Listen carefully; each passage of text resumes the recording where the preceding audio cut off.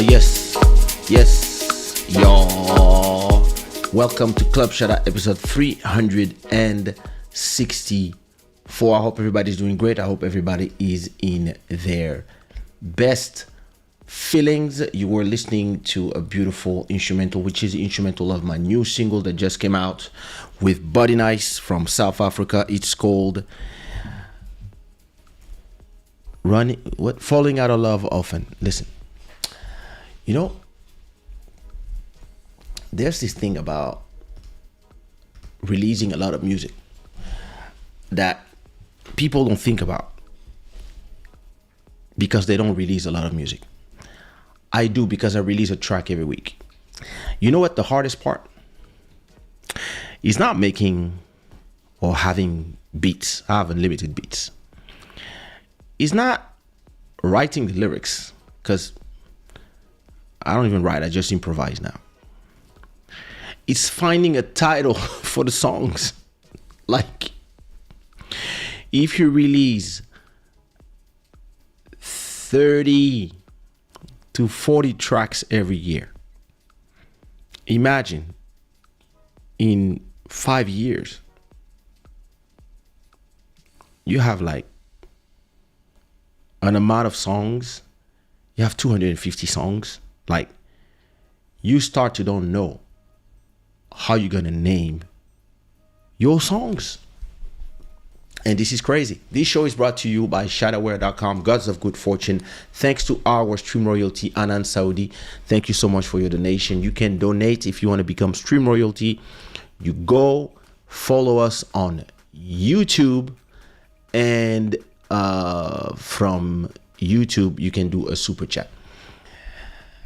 And for those who are watching right now on Instagram, I advise you to come to YouTube or X or Facebook. But YouTube is the best place to watch this show. Why? Because Instagram has a tendency to cut the live after 1 hour. So just so you know. All right, everybody, put the flags of where you represent in the chat. If you're watching from X, if you're watching from Instagram, if you're watching from YouTube, if you're watching from Facebook. Those are the 4 platforms that we're live on tonight.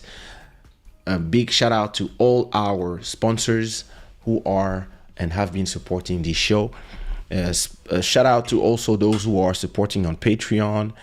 And let's get on to it. Let me say hi to everybody, because the more platform we go, the more people listen. I'm gonna try to go live on some obscure platform. Listen, you have no idea the amount of platforms for live streaming that exist. Because people know the big ones. People know YouTube. People know TikTok, Instagram, X, maybe a little bit. Twitch, but those are the more occidental platforms. You got Chinese platform, you got Japanese platform, you have platforms from everywhere. So I think from time to time I'll just pick one platform randomly and add it to the place where I'm going live, just to see if we can expand a little bit. All right, listen, my computer screen is crowded right now, and I apologize already. I am exhausted. You have no idea how tired I am, because my mother had a hip surgery, so she got a brand new hip. She's like RoboCop now. She's all titanium bones, and all the time leading to this, I was, taking care of her, and at the same time touring, and at the same time taking care of my family, and at the same time trying to do at least one live a week instead of 2, because it was way too much stuff on my hands. And finally, Friday, she had her surgery. Everything went well, so I'm very grateful.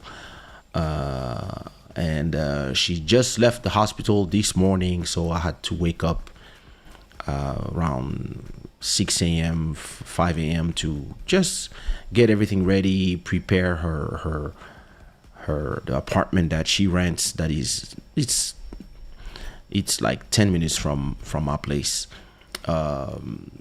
Prepare everything for her to get there, flowers. Then once she was there, make sure that everything was taken care of, and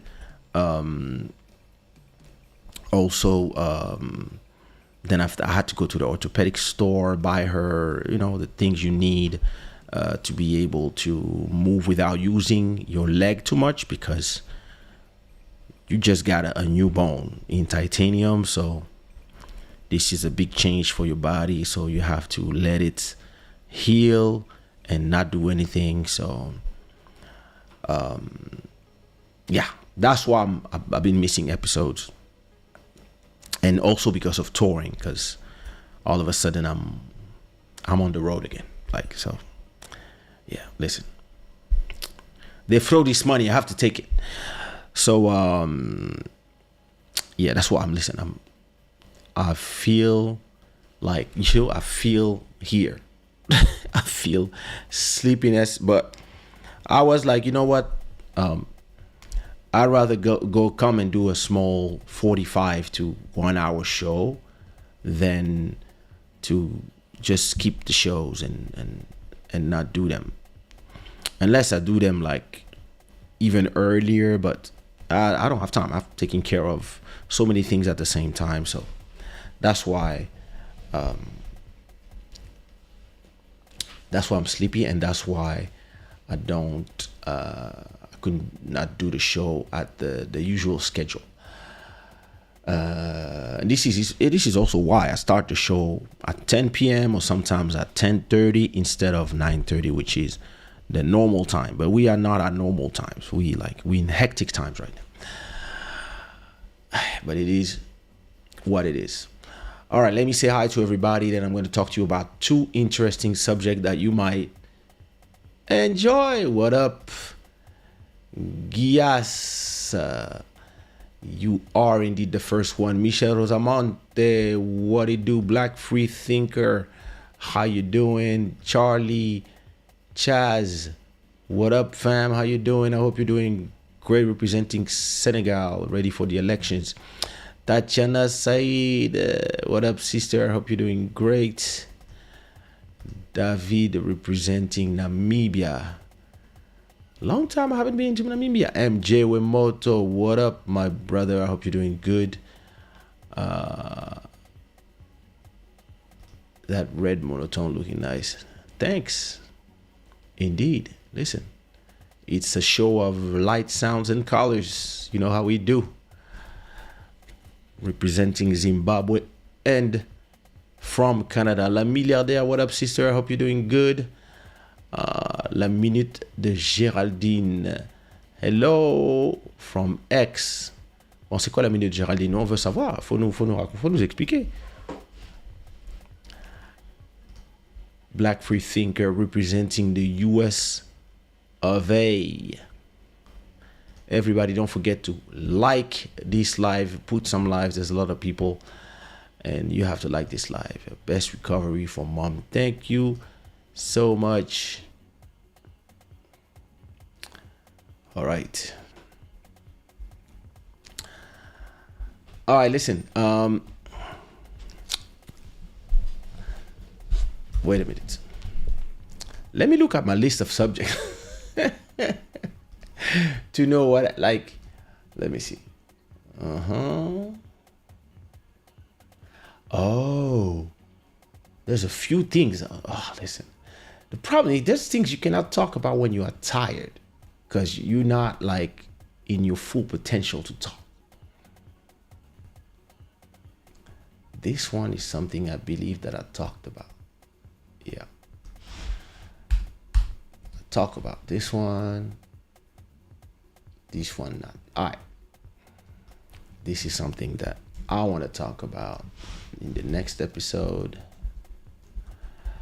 All right. I'll talk to you about 2 or 3 things. I'm going to try to be concise if I can do that.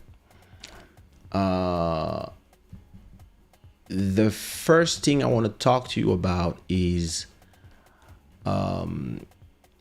me going on a quest to take back the control of my followers. So to go back to something that I've been saying for a very long time, and that has been slowly frustrating me more and more. I believe that, as I said before, we trust the platforms. We trust the platforms with our content. We trust them with our social connections, and we trusted them with the security of our data. And they betrayed us. All of them. Like, I believe this betrayal is inherent to their business model. The platforms are free because their goal is to have the most million active users per month. So MAU, as they call it. Million active users. Meaning that when they go to investors or when they go to advertisers, they can say, listen, we had 100 million people in the site active, reading something, watching something. So you should buy ads on our platforms. And the advertiser buy ads, and it become an ecosystem where we get a free place where we can share whatever we want, and the platform hosts the content for us for free, and in exchange it puts advertising on top of our content, or before our content, or on the side of our content. All this could be a great ecosystem, but somehow, with the way society goes, the advertisers started wanting to decide on what posts they want their ads to be. And some posts, when a post is controversial, the advertiser would start to say to the platforms, if you don't clean your platform, we're going to pull out. We're leaving. So, and that's how we got here, where the platforms are now working for us. They're working to get the ads. The advertisers are trying to sell something to the people that we do content for. And at the same time, they want to tell us or to censor us or to control us into whatever they consider the right message or the right opinions. And if you don't have the right opinions, they don't want our ads, their ads, on top of some of our content.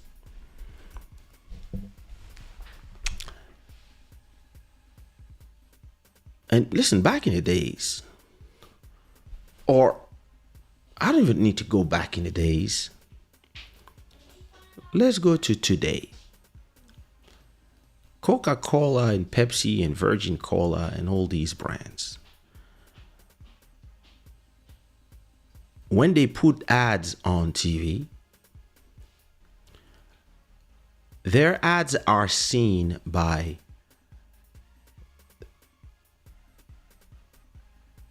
the greatest people, but also the horrible people.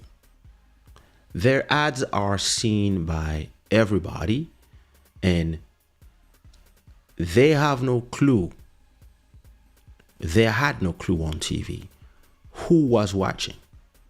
They knew the demographic they were trying to get, but they had no clue if the person that is watching TV in the 80s or in the 90s, the person who's watching these ads, or even right now at the Super Bowl, when everybody is in front of their screen in the US and somebody is paying 30 millions to have their ad played for 10 seconds, the advertisers don't come and dictate, for example, that every homophobe or every Nazi or every assassin or every rapist or every person that has been accused of something, or any person that has been accused of XYZ, they don't impose the will that these people cannot see the ads, or that these people cannot be associated to their products. Because when Coca-Cola puts their drinks inside of a store, they have no clue, and they kind of don't care who's gonna buy and drink. If you are racist and you want to drink Coca-Cola, you can. And when they do the ads, they want you to, because you are market share. But online, all these companies and all the people who are watching the ads and all the people who participate in the online discourse are all hypocrites. Everybody wants to decide what is the right thing to talk about, and what is the right opinion. And anybody who disagree with this is either a complotist, crazy, right-winger, XYZ, when actually doing a platform is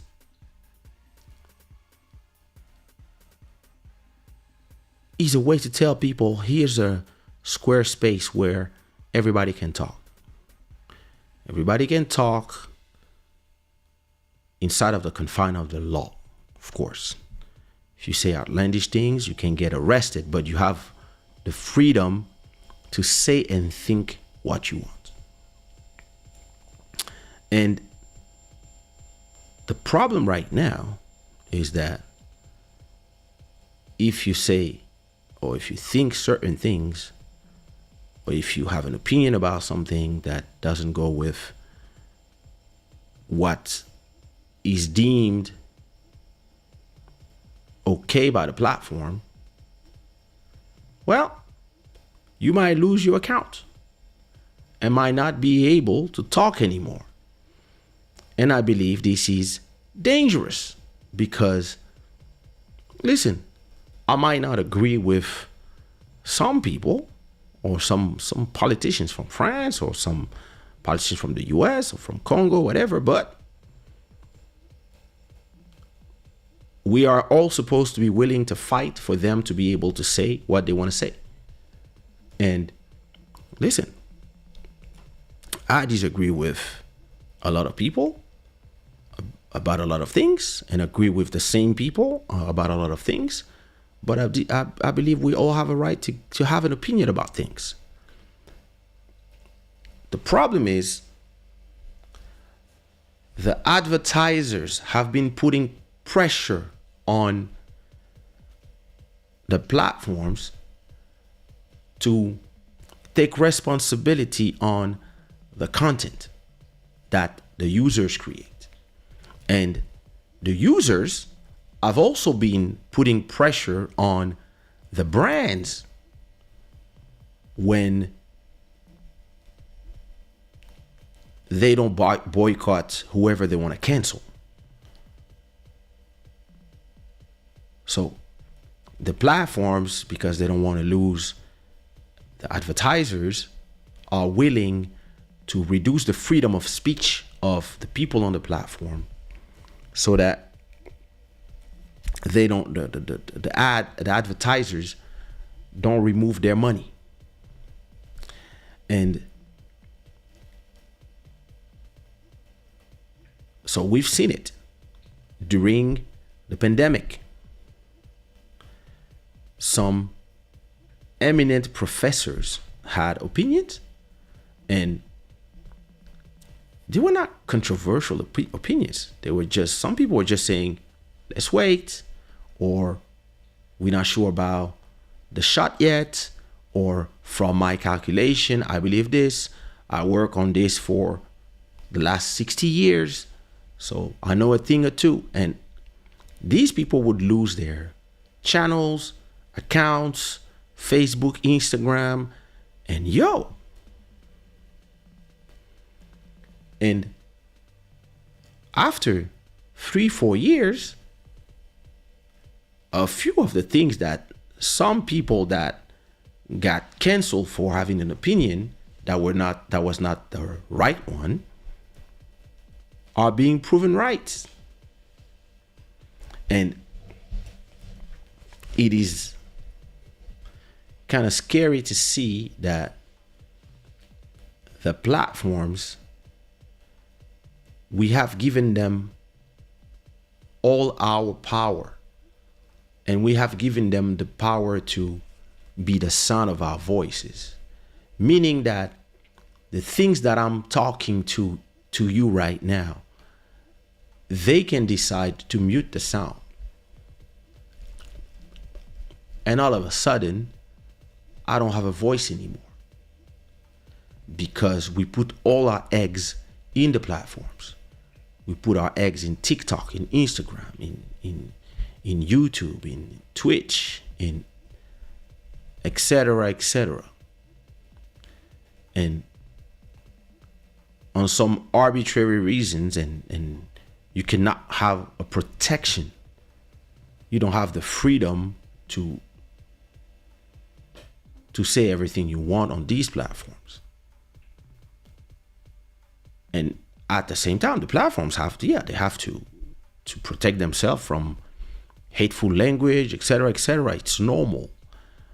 But once they go the extra to remove some people, for example, we have a comic in France who was against, who always been against Zionism, but not against a population, not against a religion. And he's been removed from the conversation in France, not invited in any media. They try to cancel all his shows, and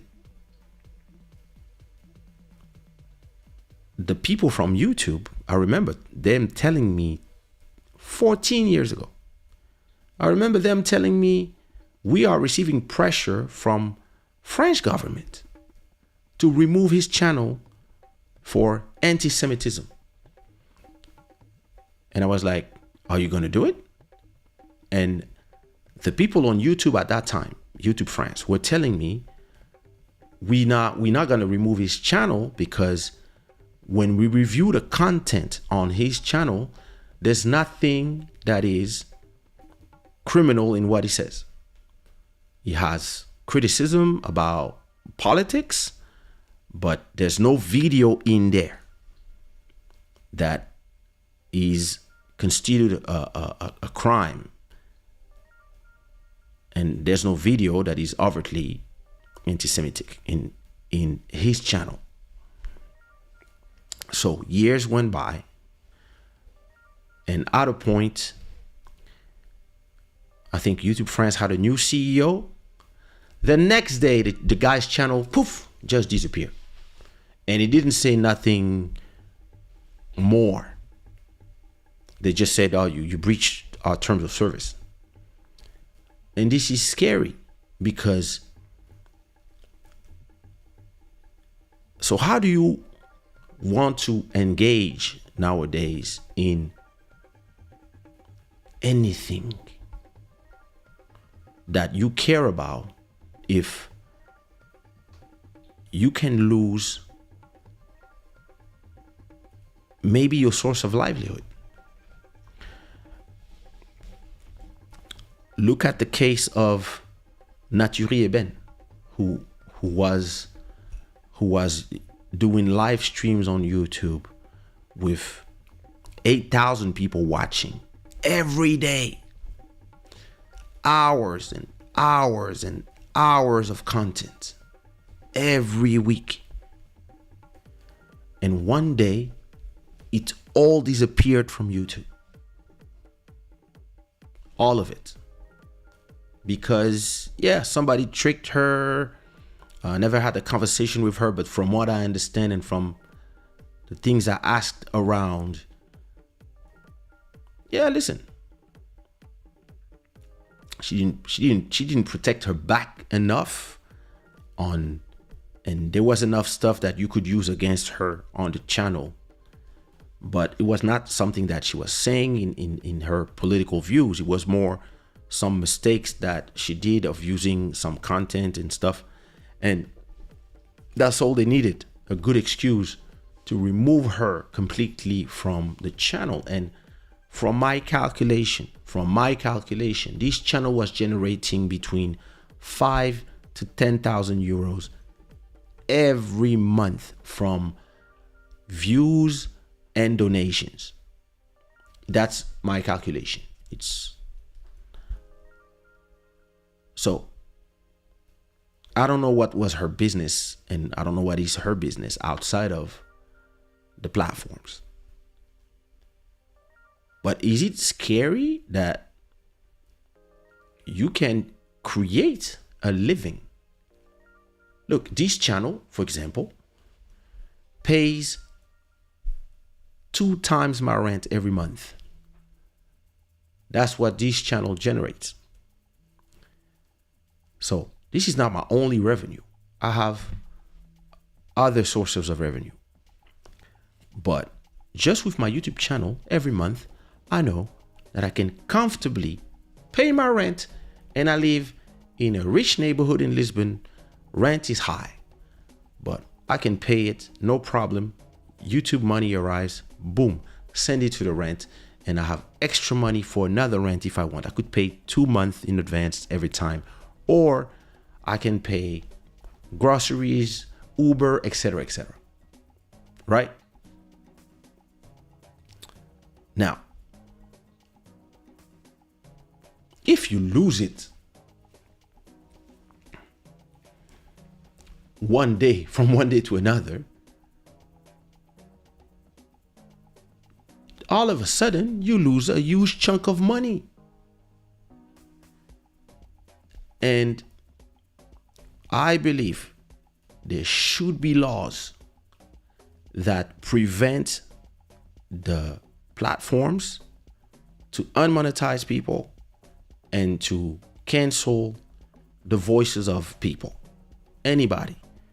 They can remove a video if they deem the video problematic, but losing your account, it should be impossible. Another thing that I've been complaining about for a long time with the platforms, and I'm about to go to your commentary. Another thing that I've been complaining about with the platforms is the fact that the platforms, we used to, listen, when you had 100 followers and you posted your photo, it was seen by your 100 followers if they were online. So when you had your little circle of people, of friends that are on Instagram with you, and all of you post photos and all of you are following each other's, plus you have your outside circle from that. But every time you would post something, your circle of people, of followers, would see it. So listen, you could post a photo on Facebook. I remember when I would post a photo on Facebook and I would have 1,000 likes from the photo the next day. And back then I had like 5,000 followers. And what happened? How did I arrive to 1 million followers on Facebook almost? And when I post a photo, I have 50 likes. It's not that people are not interested anymore. It's just that people don't see what you post because the algorithms take decisions about what they show to who. So you can go on Instagram now and you're going to see posts from people you don't follow that are pushed to you in the algorithm, in your feed. They push you ads, okay, no problem. Posts from people you follow, makes sense, that's why I follow them. And in the middle of all that, they show you posts from people you don't follow. So you can follow them and you can discover their content. They used to have a place called Discovery tab where you would go there to discover new people to follow. No, now it doesn't matter. You got to post something and maybe some people you don't know will see it. Or maybe nobody will see it because it's all an algorithm question. It's how you post, what time you post, when you post, is the first 10 minutes are crucial, because if in these first 10 minutes the interaction on your posts is high, then in the next 30 minutes it will show to more people. If the interaction is high, then it will show to even more people, and now maybe you can have a viral post. But then your next 50 posts might only receive 5 likes. And so they're creating on you this dopamine effect where you like this, oh my God, I'm getting, oh my God, 500 comments, oh my God, what's going on? And then you post something the next day saying to yourself, people are following me. And maybe you get like 5,000 new followers from your viral post. And then you post something and you get 10 likes and 2 comments. And your dopamine level go down crazy, and now you are in depressed mode. And so at a point, I decided to go the other route. And I went back to my first love on the internet. So putting the link in the chat, and let me even keep it pinned. I went back and I completely rebuilt and redesigned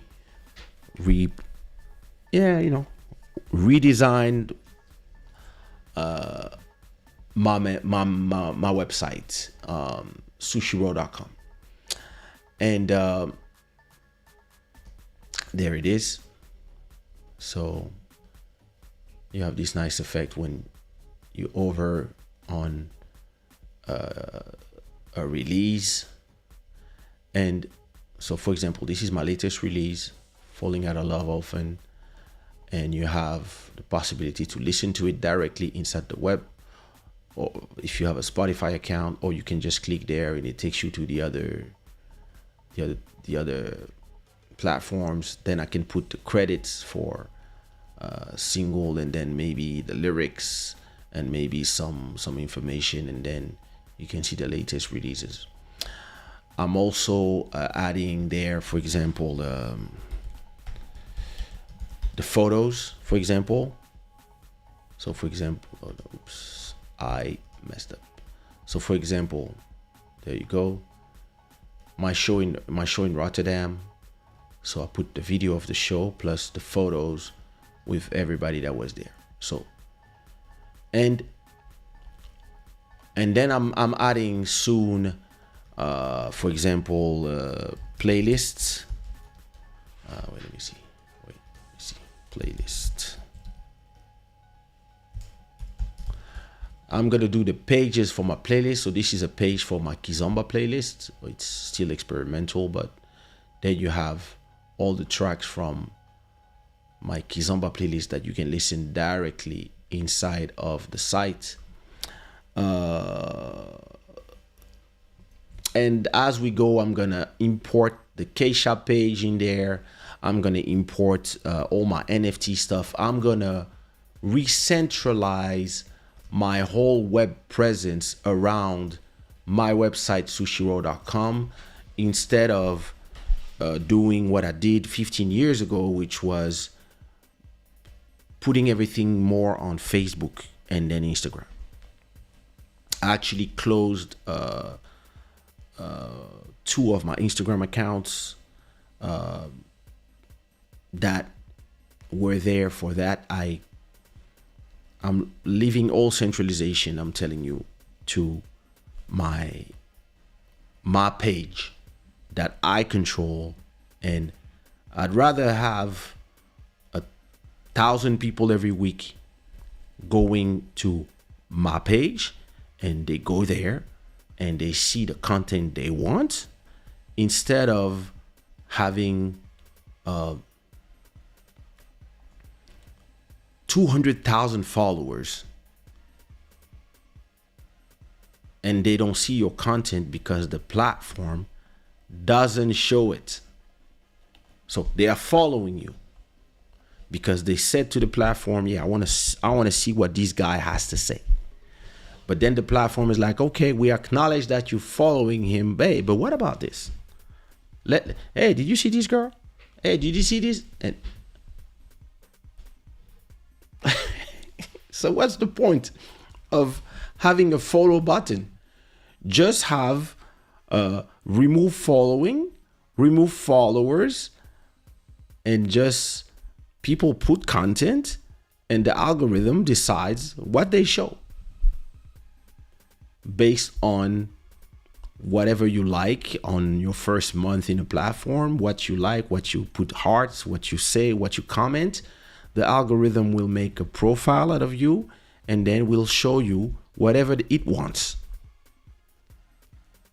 Because for us, and listen, I'm a seasoned businessman and creator. So I've been navigating these things for long enough. But imagine just anybody that is, take a nice girl, she's in her 20s, she looks great, she posts a photo and she's beautiful in there, she has a great dress, and then everybody starts following, leaving comments, the post goes viral, and of course she has the dopamine hits and oh my god, can't wait for your next photo. So now she does her next photo expecting that all these new fans, all these new followers, all these new people are gonna compliment her on this new photo or this new dress that she bought for the occasion. She posted and everybody's there, oh my god, you're so beautiful. Okay. And maybe after a few months of doing this, the algorithms move on from you. And now you post exactly the same thing for exactly the same people and they're still following you, but they don't see the stuff.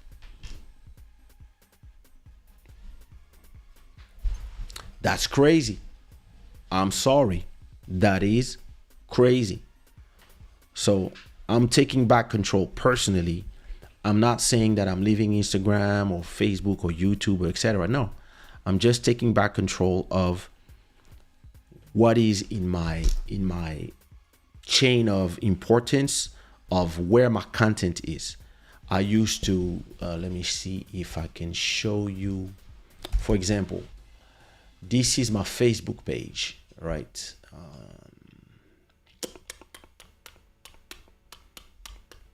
All right. This is my Facebook page. And as you can see, I'm live right now. So, see, this is me being live. And Facebook is so badly done that I don't even know. Okay, these are albums, right? So every time I would do a show, for example, I have all my shows on Facebook. Every trip I made, and look, we can go down till 2011, 2009, 2003, making of music videos, MTV Awards in 2005. Look at all this content is on Facebook, and it made sense because people back 10 years ago were way more on Facebook than on the websites, right? So it made complete sense. Why put all this stuff on a website and pay for bandwidth when I can put it here for free, and that's it? But then at a point, we are back at a moment where that's what I feel in my guts, and usually when I feel stuff, I just do how I feel. I'm not gonna remove all that stuff from Facebook, but people don't go to Facebook no more. People go to IG now, and one day they will go to something else. So I'd rather put my stuff in my website, and when people want to see it, I tell people on whatever platform that is working right now, this is where you see my stuff. So all these photos, all these galleries, I'm going to import them one by one to my it's not a new website. This website has been around since 2003. It's been 21 years on WordPress. So I'm just going to do this, and because I feel this is what I want to do. And I'm going to continue using the platforms for what they are meant to be used, but I just feel that it is important to take back control of your web presence until all these platforms are put in check, and to not forget, all these are tools. They are not your friends. So use them as tools, and also be careful about what you say in these tools, because they pretend to be the voice of everybody, but it depends what you say, everybody. Well, it is what it is. Damn, I was supposed to talk about this for 10 minutes. And of course, I talked about this for 40 minutes. All right, I'm going to leave the other subject that I wanted to talk about. But I think the other thing I wanted to talk about is important, so I'll talk about it next week. It's Spotify is about to launch music videos. So a direct competition move to YouTube. That is interesting. We'll talk about it after, because I have to talk to you about the African Game of Thrones. But so you were saying because the NFL and the Super Bowl is the brand. Yes, of course. I know that the example that I used was not exactly oranges to oranges because of And even listen, even advertising on TV is not the same thing as advertising online, because on TV you're advertising to passive people. They're in front of the TV, boom, the ads come, and listen, either they watch or either they do something else in between. But I mean, and I would say that the advertisements during the Super Bowl in the US is something that is very important. People put a extra budget on these ads, and there's commentary and videos about the ads themselves. So online is different.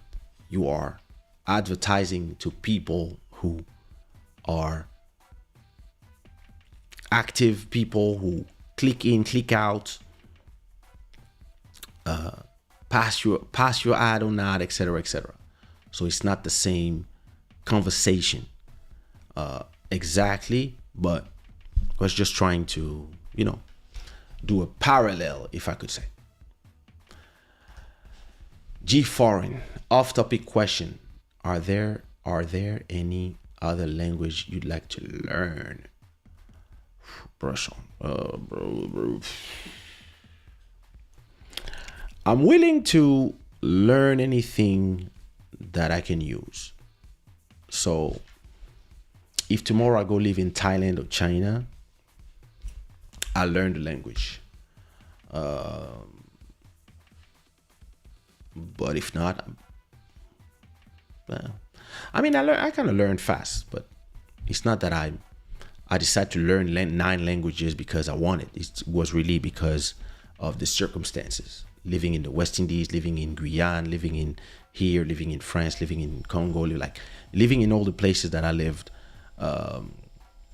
You tend to, and some people are just good with languages because I can analyze what people are saying, even when I don't understand, because I can understand the etymologies of, for example, everything that is based on the Roman language, whether it is Spanish, Italian, Portuguese, French. I can pinpoint etymology in words and understand. And then I can, from understanding 70% to 80%, I can see more or less what you're talking about, and that's enough sometimes to go by a conversation. DJ Soñador, what up? Everybody that is watching on Instagram, like DJ Soñador, I would advise to start moving to YouTube, Kaysha.tv, because Instagram is about to cut in 5 minutes and you will lose this juicy story that I'm going to try to stay awake to tell you. Charlie Chaz, talking about ads. I don't know if it's because I canceled my premium account, but I viewed 2 ads of few seconds since you go live. It never happened before. Apparently they implemented live ads during live streams. So I think you can turn them on manually, or they just go automatically. And when you do a live stream, you can ask to have them very few, have them moderate, and that's the setting I used, or have a lot of them. Sorry. If you have a lot of them, then your show is full of ads while you are live. Let me see if I have some Red Bull here. There's always one Red Bull that could save you. Could. I said could. It's not sure. I'm not a Red Bull guy, but sometimes you got to do what you got to do. What it do, Trish Flemings? The future sound, interesting theme, African Game of Thrones. You're not ready. They force you to discover everything and everyone. Yeah, listen.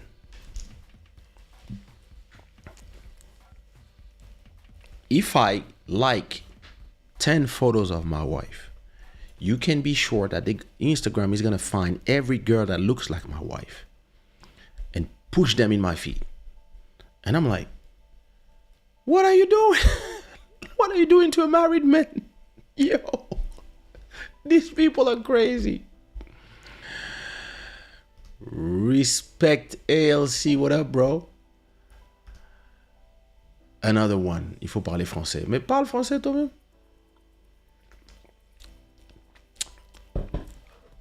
Ce n'est pas ma langue naturelle. Ma langue naturelle, c'est le lingala. Désolé. Your website looks nice, but nowadays the society doesn't really like going website, which is bad because we spend more of our time on bid platforms. Yes, I know. But that's why I'm doing it. Because like I said before, we go on bid platform because the promise is, as a creator, right? Come here and bring all your content. We're gonna have a lot of followers for you.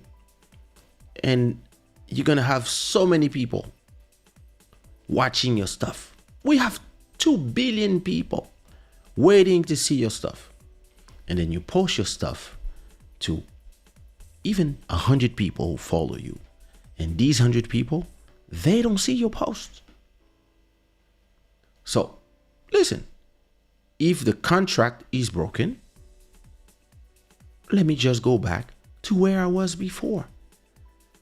I'm not saying I'm not gonna post anymore. I'm gonna continue posting the way I'm posting right now. If you look at my Instagram, I have a ton of engagement now because I post stupid stuff. People following me do a face like, and listen, I'm posting to Instagram what Instagram wants to see. Fun stuff. And listen, I'm getting thousands of new followers and everybody is there saying Pona why. And listen, I'm building there something different. But, you know, if you put a cover art on Instagram, or if you put a flyer from a party on Instagram with a lot of text, do you know that Instagram, if there's more than, I think, 10 to 20% of text in your image, instead of showing it to your 100% of your followers, it jumps down to 5% of the people are going to see it because there's too much text and it's a flyer. So you're doing an ad. And if you want to do an ad, you have to pay us.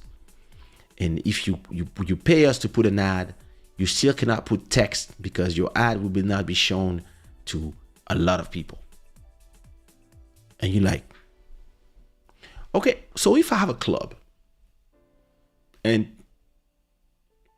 flyers is part of how I promote my parties, you saying that I'm doing a Instagram account for my club and I cannot post ads, flyers about my parties because they're not going to be seen by the people who follow me to know when is the next party.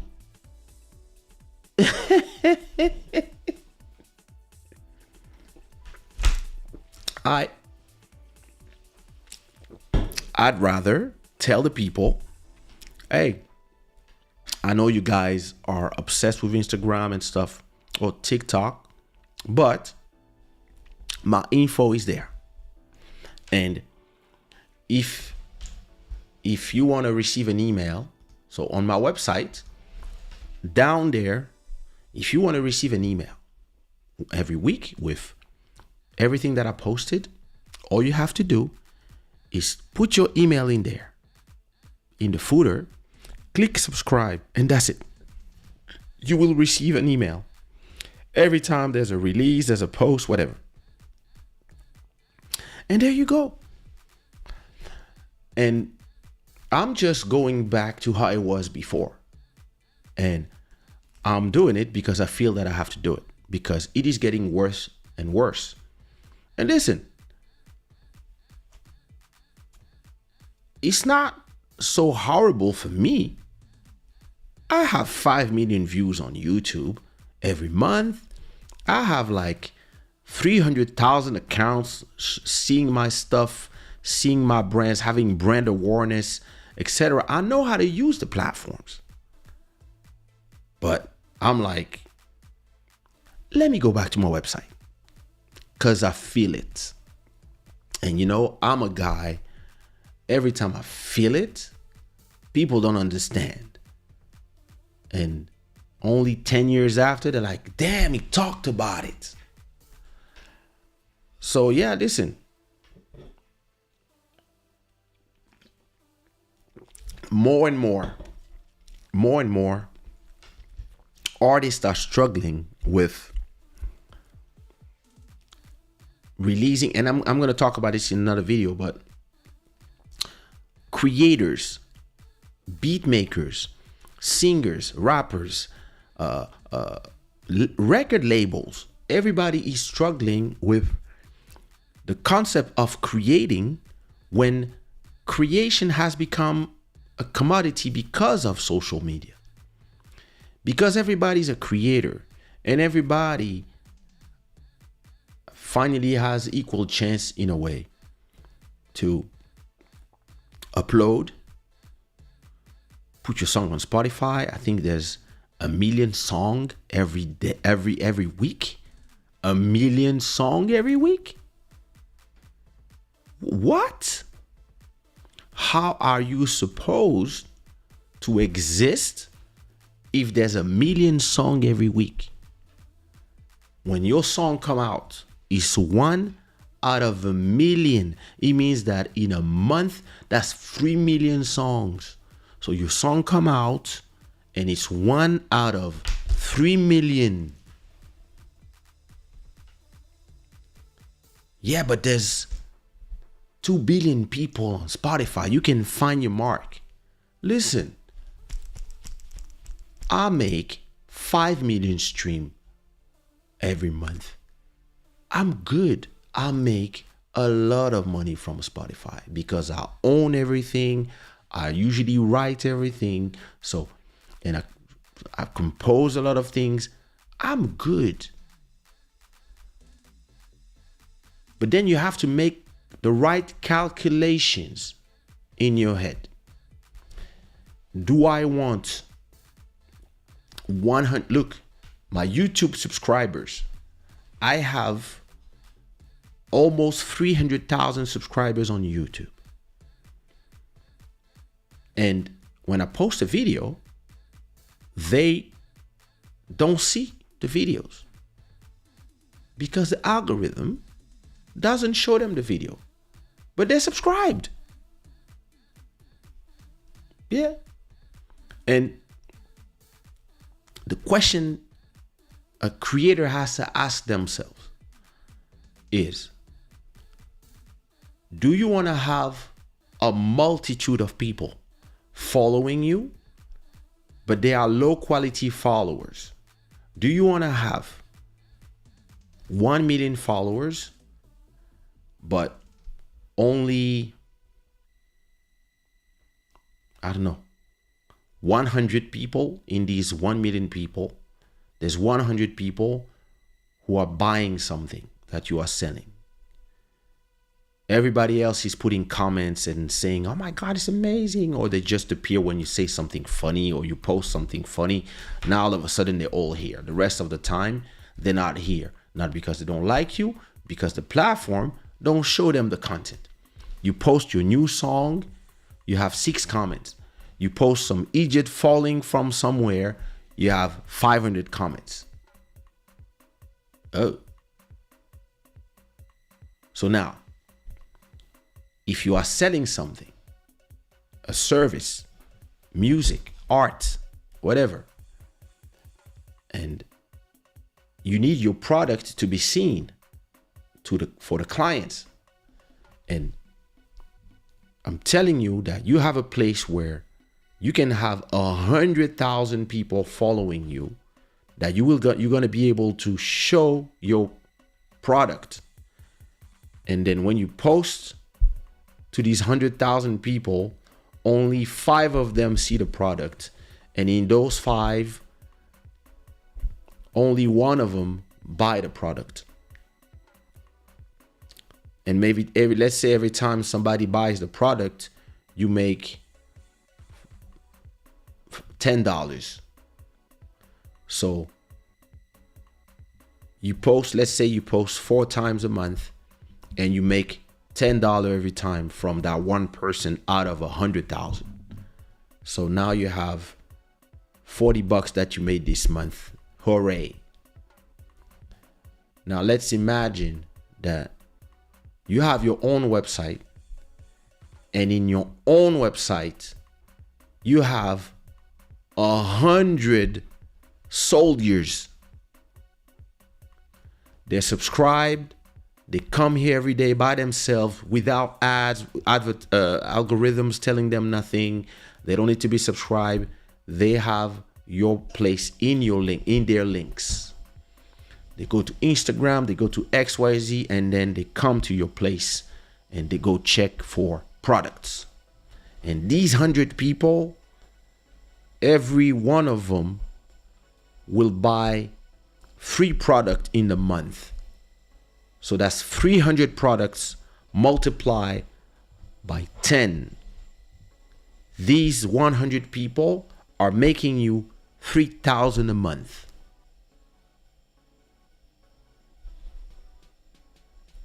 That's it.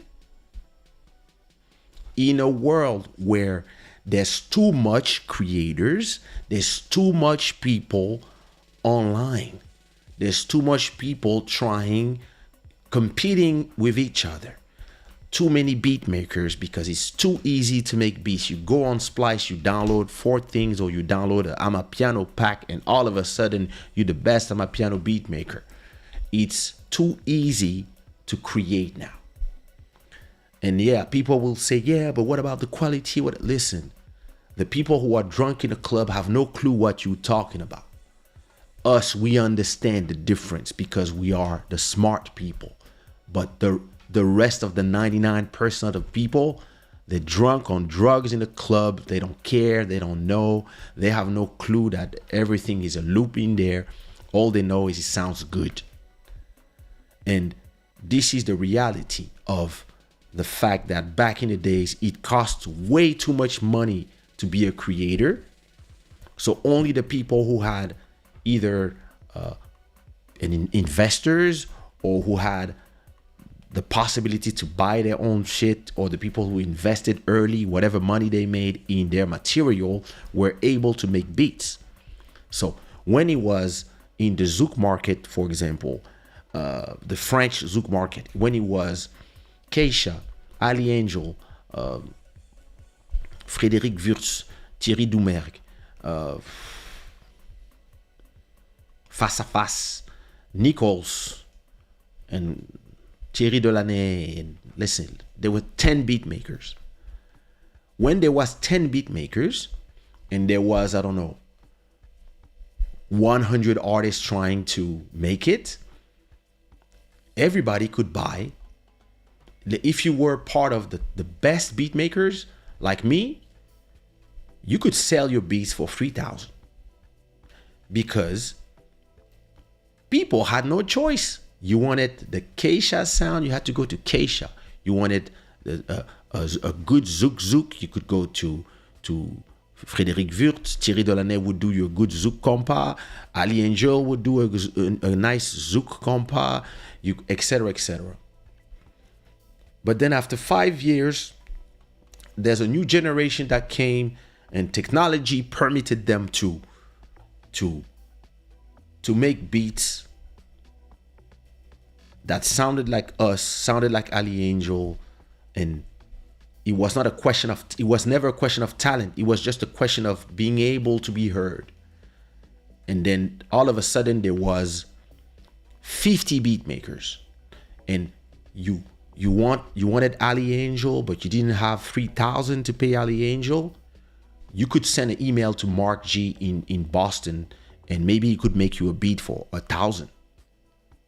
All of a sudden, when you heard the 1,000 euro beat from Mark G, it sounded the same as Ali Angel. He had as much talent. He was just not in your radar. And now that he's in your radar, you're like, wait a minute. An Ali Angel beat costs 3,000. With the same 3,000, I can buy 3 Mark G beats? Oh.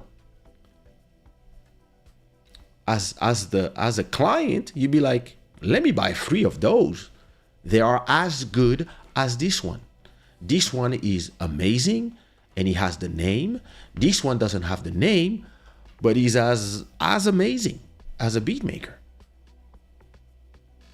And I remember Ali Angel calling me, yo man, I'm losing my clients to Mark G. I was like, yeah, bro, you are. The guy has an amazing talent. And you know what I did? I signed Mark G on publishing straight away. I was like, yo, Sushiro Publishing, let me get half of the money you're generating, because I can see that soon everybody's gonna call you like they do. We at Sushiro, we innovate, and that after that, all the fools, they follow, they go find the people we use in our albums. So that's why I was signing everybody. I signed the beat makers because I know you were gonna call them. But what was happening in the game at that point was that it was the end of not a monopoly, but the end of just having like, 10 guys. Like, and it was the same in Kizomba. You had me making beats, you had Ali Angel was selling a lot to the Kizomba market, then you had Tosemedo, you have this guy, that guy, and you could sell beats high because the market was not flooded with beats and artists. Nowadays, if you're a beat maker, making beats only is not an option for survival. Simple as that. Because anybody can make a beat. I was telling this, I always say the same thing to Bodhisattva. He always get pissed because he's like, there's something about the craft. And I was like, bro, nobody cares. Anybody can be a DJ. I can show you listen, I learned how to DJ with Traktor, with just a mouse in 10 minutes. It's too easy. You put auto sync, it's just like auto tune. And you can sing. If you have the good melody, nobody cares. So the offer, when it exceeds the demand, anybody who understands economics a little bit understand that this is enough to make the prices go down. And today, nobody will give you more than 200 for a beat. Because if you buy a beat for 200 and then you buy an engineer for 100 to record your song, and then you buy 50 to do the mastering, so that's already 350, right? And then you pay CD Baby another 50 to put the songs in all the platforms, that's 400, right? Now you need to make 500,000 streams just to get your money back. So if you think the way I think, you're like, it's not worth it. Either you make your beats yourself, or you do a deal with a beat maker. You tell him, hey, listen, let's make 2 songs. One is yours, you sell it. One is mine, I sell it. And let's generate some money, both of us. And in a month, let's do it again. And you build your catalog, because the only way to survive is to have a catalog. And what I'm feeling is that it's better to have 100 people that are here for you and that are quality customers, that are willing to buy your t-shirts, your songs, your this and your that, and go to your shows and spend, listen, every year, I don't know, 500 on you. That's 50K in a year. Rather than going to a place where it's 2 billion people, and these 2 billion people who are all competing for the same thing, which is your time, your laughter, your likes, your fake friendship online. And in the end, nobody wins because you don't even know how it goes viral. It's just something that happens. And when it happens to you, it's amazing. If you have something to sell, it's great. If you don't have nothing to sell, it can fuck up your mind, because now you had the drug in you of that instant gratification and fame and dopamine, and you're trying to do it again. So now, instead of posting for the fun of posting, you want to show your ass because you are trying to get more likes, because you are trying to get this viral moment again. And now you are at the hand of the platforms. And if you disagree with the platform, or it disagrees with you on any subject, or you want to just explain something, and you say, yeah, listen, I believe that, well, sorry for what happened to you, but maybe if you stop invading other people's country, maybe these people would not turn into terrorists or whatever. I don't know. Boom. Channel removed. Yo. What did I say? No. What you say was anti anything. But I'm not anti nobody. No. What you say? No. We don't condone. Huh? But No. Your voice is too big for you to be saying these things. It's dangerous for the people who cannot think for themselves. I'd rather have my website. Listen, I'd rather have my website with 1,000 followers that I can trust, that when I release something, at least they go listen to it. Rather than putting my music out there with everybody, putting my drop in the sea with everybody else, and then I'd rather have my one. Listen, I know all my biggest listeners. I know them. I know their names because they've been coming to Kaysha.com and Sushiro.com since 2003. They were there. First, second, third, fourth, fifth, sixth, seventh, eighth, ninth, 10th, 11th album. They were there, all of them. I know, I call them the Sushiro soldiers. It's like 200 people, and they're here. DJ Soñador, who was there a few moments ago. When I released my 9th album, African Prince, he sent me a picture of his iTunes card. He bought an iTunes card at the store here in Portugal, and he bought a 15.99 or 20 euro card, and he was showing me just the card, telling me, I bought this card so I can download your album. And I was like, bro, all you have to do is stream on Spotify or Apple Music or Tidal or Deezer or SoundCloud, wherever. Why would you buy the album? And he was like, I want to do my part. I want to do my part. I want to support you because your music has been the soundtrack of my life for the last 20 years. And I want to thank you, Sensei. I want to listen. I want to show up. And he's not the only one. There was him, Abju, ZL, all these people that have been there for 20 years in my career. When I do an album, they show up and they say, hey, Kaysha's new album. And I was like, bro, thank you, but you can just stream it.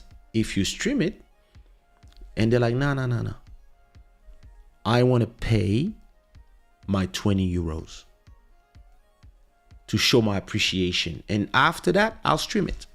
But I want to buy and own your album. And if you had a vinyl version or a special box, something, I would buy it. And listen, you need 100 people like this. If you have 100 people like this and you have one thing to sell them every month, one, and they are willing to spend 20 every month, if you have 100 people multiplied by 20, that's 2,000 that you make from these 100 people. And 2,000 is enough to pay your rent at least. And then from the rest, from the people who come and go, maybe you can make another 1,000, 2,000, and you're good. But it is way better to understand that there's a difference between the quantity and the quality. And it's the same for followers. You can have 1 million ghost followers, or you can have 1,000 quality people who show up, show love. They come to shows. They come to events. They whenever you release something, they hear. They spend their money, etc., etc. And listen, when I did my last year, I did a show. Zouk Lover was there in the crowd. And I remember when he was like 16 or 17 coming to my shows in Portugal in 2003. And now he's in his late 30s and he was there. And he was telling me, oh, I was crying during the show. I was like, why? I was like, these songs. And I was like, yo, thanks, bro. I gotta invite you to dinner, you and the boys. Because the more we advance in a world where everything is dematerialized, and the more we succumb our power to platforms, the more these platforms are a little bit arbitrary, and the less they fulfill their promise. And then you start thinking, and you know me, I'm a thinker, and I'm like, interesting. Maybe it's time to go back to smaller but controlled places. We are here in Club Shada, and listen, I have enough money to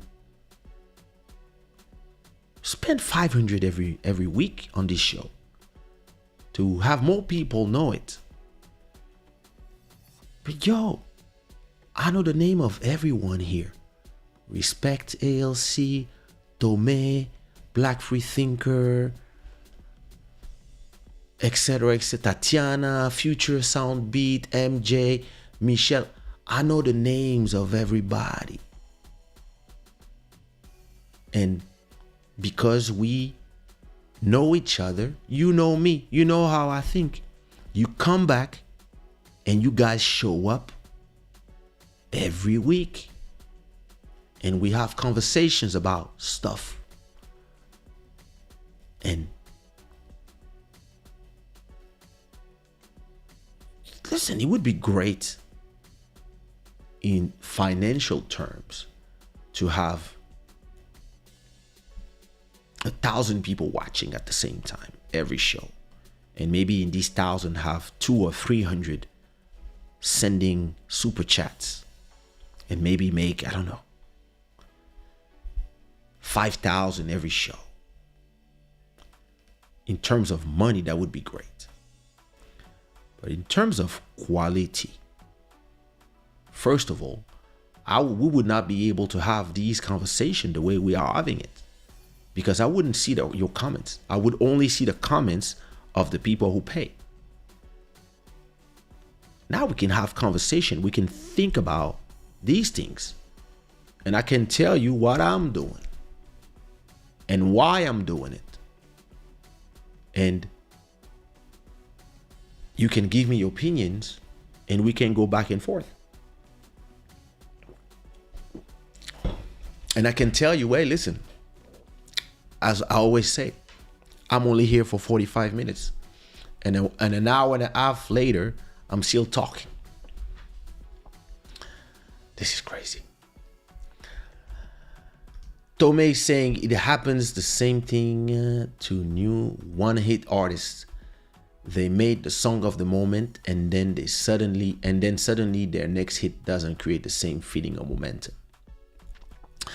Tome, I'm going to tell you one thing that I learned, and I've been telling to artists. Nobody is new 2 times. That's it. The first time you kiss somebody, it's new and it's amazing, and you have butterflies. The second time, you're already getting used to it. After 1 year, just kissing. That's how the human brain functions. It has to get used to things so it can make sense of things. It is how we get past trauma. It's how we survive things. It's how we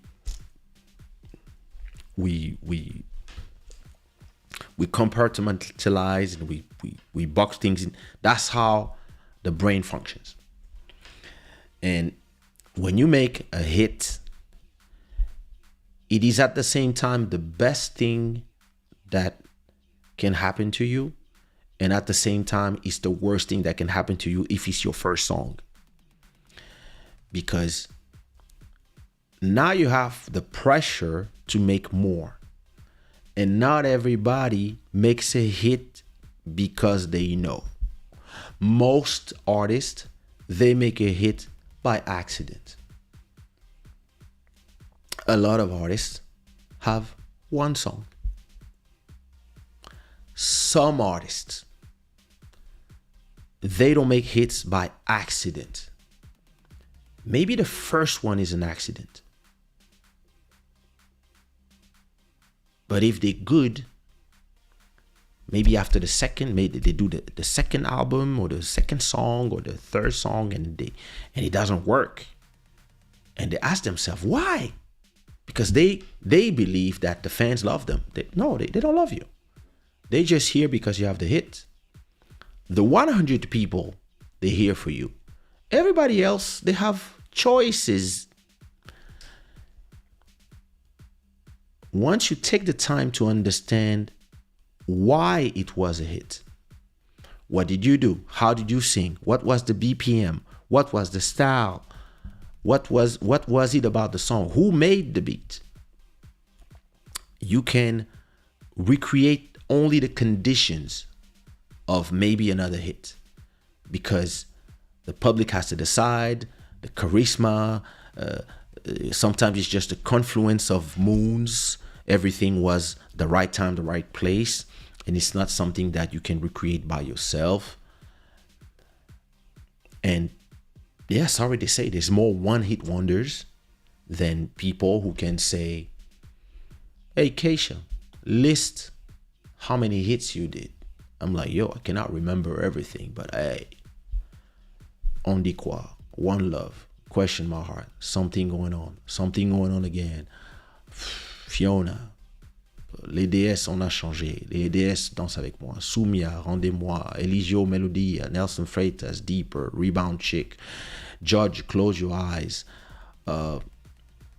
Rita Guerra, Por mí, etc., in many languages. Like, not everybody can say, I have like 20 hits, 25, 30, 40 hits, 50 hits behind me. Not everybody can say that. Because most people, they do hits by accident. I don't. Because I know how to make a hit. It doesn't work all the time, but I know when it's a hit. I told Sumia when we did Mes Sentiments, this is the single. This is the hit. When I was doing the instrumental and I brought her the instrumental, I told her, yo, listen, this is a mix of Ronald Rubinel and R&B and this and that. And you're going to have to sing this way. And we're going to have to put these type of things in there. Write your song. And then boom, hit. When I did the instrumental for Eligio Melodia, I was like, when he started recording and I heard the song, the chorus, I was like, this is the video we're shooting. When I did Rebound Chick, when I did Deeper, I sent the email to Nelson Freitas and I told him the email was just saying bomb. That's it. I know when it's a hit or a potential hit. If you don't know it's a hit and you just believe you're good, yeah, there's another million people who every day believe it's a hit. Listen, I've told you, there's a million songs coming out every week. There's a million people who believe they're good. And maybe they all are good. But there's only 24 hours in a day.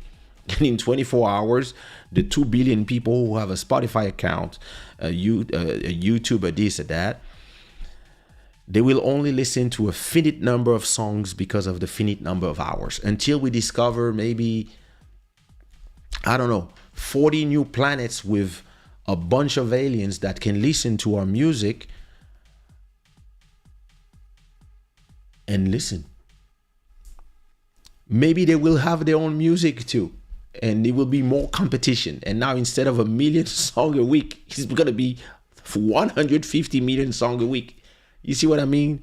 So at a point, like I've been saying, maybe the solution is having your own island with maybe less people, but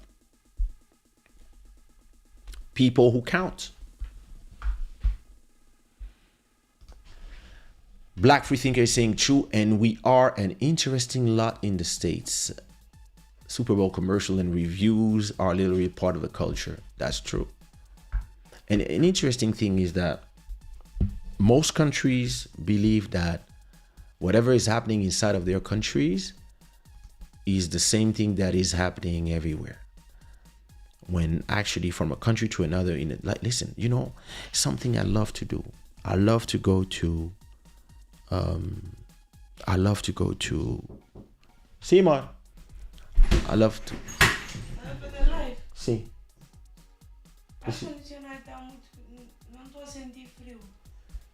Não posso te ajudar agora, mas vou ver quando acaba. Tá bom. Let me see. What was I saying?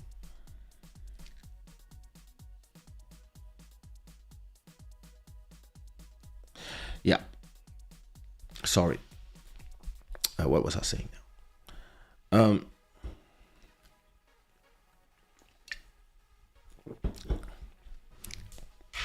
This thing here is that I lost my train of thought. Anyway, you get my point. From a culture to another, yeah, that's what I wanted to say. Sometimes if you go to, it's something I love to do. I go to Spotify, release radar, or not release radar. I go to Spotify, New Music Friday.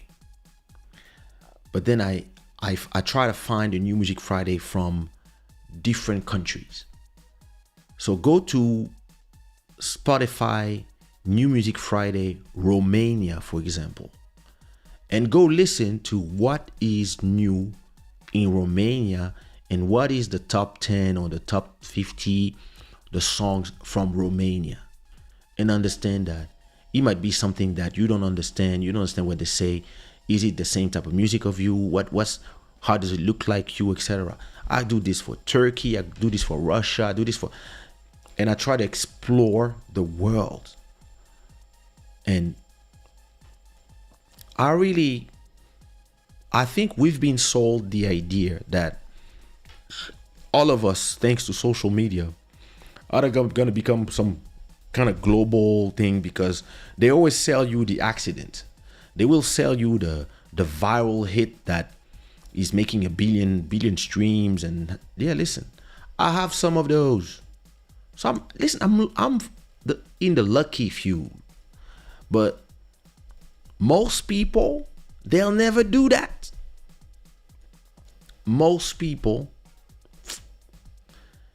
yeah, listen, they have to ask themselves, wouldn't it be better to find my niche and stop listening to the dreams they're selling me and just get you get you 1,000 people. And if you look at podcasting, right? All these podcasts, what they do, all these channels, what they do. If you listen to Joe Budden, if you listen to Backfuel, if you listen to Matt Hoffa, if you listen to the Brilliant Idiots, if you listen to XYZ, if you listen to my girl Lovely T on YouTube, what they tell you become a member of X, become a member of my Patreon, become a member of my locals, become part of my exclusive club. And if you pay $5 every month, you will have content just for you. You will have, your comments will be green instead of being black like everybody else. You will have a special icon next to your comments. And this is a way to secure a certain amount of people who will generate you. If you have 1,000 people that are willing to give you $5 every month through a subscription to become members, and maybe they get an extra live just for them, or maybe they get some videos that they can see before everybody, whatever, you find something. Or maybe whenever there's a new song, they receive it by email. For example, and these people, if you have 1,000 of them, you get $5K every month, guaranteed. You need to make 1.5 million streams to get $5K. And most of you, you're gonna release a song and you make 2,000 streams after a year. This is the reality. Not because you're not good, but because you are competing with every single artist on the planet, or every single creator, or every single beat maker. Or like, listen, you can do great beats, but good, on YouTube, there's 1 million people who do tight beats. Everybody know how to use Fruity Loops and etc., etc. The craft of beat making, the moment that anybody who's not, even if you are a crafting scientist of beat making, if there's 1,000 people who can do something that sounds like you without really doing all the work you do, but it sounds the same to the general public, only me will yeah, he's a crafter. But for everybody else, they go, hey, how much for this beat? $20.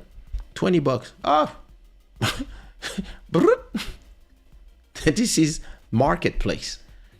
So when you have this marketplace problem, what all these people do is they try to develop find most their most loyal listeners, customers, you name it, and they have them become part of a membership, and these people will pay these people will pay the effort for everybody else that love to listen for free. So if you have a successful podcast like Joe Budden, for example, and you have I don't know, 1 million people listening to you every day, and or every month, and in these 1 million you have 100,000 people who are willing to pay $5 every month. Now you make $500K every month, and it's better than advertisers who might start bullying you if you say something they don't like or whatever. Is better than a platform that will say XYZ or demonetize your video for whatever subject you want to talk about, etc., etc.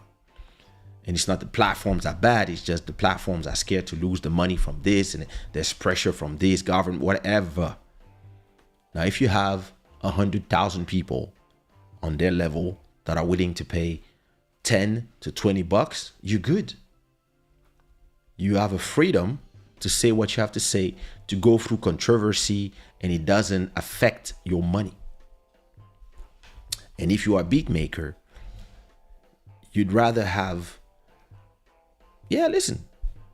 a few select rappers that can use all your beats, and they just subscribe to whatever, or your masterclass or XYZ, and they have access to your beats for just for demos, but not to release stuff. But they have access to your tight beats. They can download, make their demos, and they have preferenced payment solutions. Maybe they would pay half of the price that normal people would pay for to get exclusivity on the beats, and in exchange they pay, I don't know, $25 every month. Well, if you have 200 people like this, you get $5K a month. You're good. So I'm going back to my website, because I know, listen, I've been on the internet since 1996. Trust me. I've been telling things to people for a long time. You know what my mom told me today? My mom told me today, I remember when you were telling me CDs are going to disappear. And in her head, she was saying, my son is stupid crazy. And then CDs disappeared. And then she was like, at a point you were telling me, hey, mom, DVDs are a thing of the past. And she was like, what is this guy talking about? And then DVDs disappeared. And me, I was like, we had these discussions? And she was like, yeah, listen. Then she was telling me, I remember when you met Jacob de Varieux, when Kassav, when your dad made Kassav come for a show in Congo. I was like, my dad made Kassav do a show in Congo? And she was like, yeah. And then after that, they were in the house where they shot a video in the house. And then I remember you were 12 and you were talking to Jacob de Varieux when you were 12. And you had like these conversations about technical stuff, la da da. And I was like, what is this kid talking to this guy about? I was like, this discussion happened when I was 12? And I was like, and she was like, yeah, you don't remember? I was like, I don't have no memories of that. I remember them coming to the house, like, but that's all I remember. Like, I remember the first time I met her. I met him again when I was like 24. I thought it was the first time. She was like, no, you met him when you were 12. Rest in peace. And then you had like a conversation about music. And so I was like, wow. And yeah, he was interested. He was giving you advices. And I was like, word? And I was like, Mom, please, please, please find me photos of this moment. Please. And then she asked me, do you remember when you were 15 and my billionaire friend told you, hey, I'm meeting Michael Jackson. Do you want to come? And then you replied to him, no, I'll meet him myself. And I was like, yeah, I remember that moment. And then my mom was like, and then you met him at the Cora Awards by yourself as you were winning the Coras. And I was like, yeah. So listen, this is something Nichols told me. He told me, sometimes we don't understand why Kaysha does what he do, but when he does, we just do the same thing. Yeah. Club Shada is like, ALC saying Club Shada is like a school classroom where we are the students and you the teacher. I wouldn't say like this. I would say that it's just a conversation between people. Five BBs is saying, you are a genius. I will always say, oh, thank you so much. It is difficult to be relevant all the times. It is not difficult. It's impossible. And you're not supposed to be. Listen, I was having this conversation with a friend of mine today. This is what is killing people, artists. This idea that everybody gave you that you have to be relevant all the time. And then it makes you lose sleep and become obsessed with the idea that you need to make another hit, you need to do this, and you forget why you came to this business in the first place. You wanted to express yourself and have fun. And then you became famous, and now you're scared to not be famous again. You could get the girls and all this. You're scared to not be able to get the girls anymore. You were making money easily doing a 30-minute playback show and you were getting 1K, and now you're scared to lose that. And then you lose sight of why you were doing this in the first place. To express yourself and have fun. And you don't realize, listen, you know what I said to myself when I was 25 years ago? When I was 25, and I had my biggest song at that time, Bounce Baby. I think it came out, I was 24 or something like that, or 26, I don't remember. But I was huge in the West Indies, Martinique, Guadeloupe, Guyane, so South America too. I was huge in Paris. I was doing shows all the time. And when I was 25, I said to myself, all right, all these girls here that are yelling for me are in their 20s, from 18 to 30, I would say. In 20 years, or in 25 years, I'll be 50. And they will be between 40 and 55. And none of us will be in the club every day. So I have 25 years to figure out what I'm going to do from here to there. And now that I'm here at 50, none of the girls that we used to look at yelling for us in the clubs are in the clubs. And I'm not in the clubs anymore. And I'm doing some shows these days, but my main business is not shows anymore. I make more money from NFTs than from shows. I make more money from YouTube than from shows. I make more money from streams than shows. I used to make more money from shows than anything else. But it was just a simple calculation of thinking, what about in 25 years? What are the variables? How old is everybody in the club? Everybody's 18. All right. So are they going to stay in the club? Are they going to find a job? They're going to get married. They're going to have kids. They're going to have careers. Maybe they're going to become presidents. Who knows? Well, all of us might not be in the club in 20 years. So performing playbacks in discotheques is not a viable option for more than 10 years. And by 2000, so that's when I was 25 in 2024 minus 25 is 1999. Yeah, exactly. First album came out. I was on my second album. So,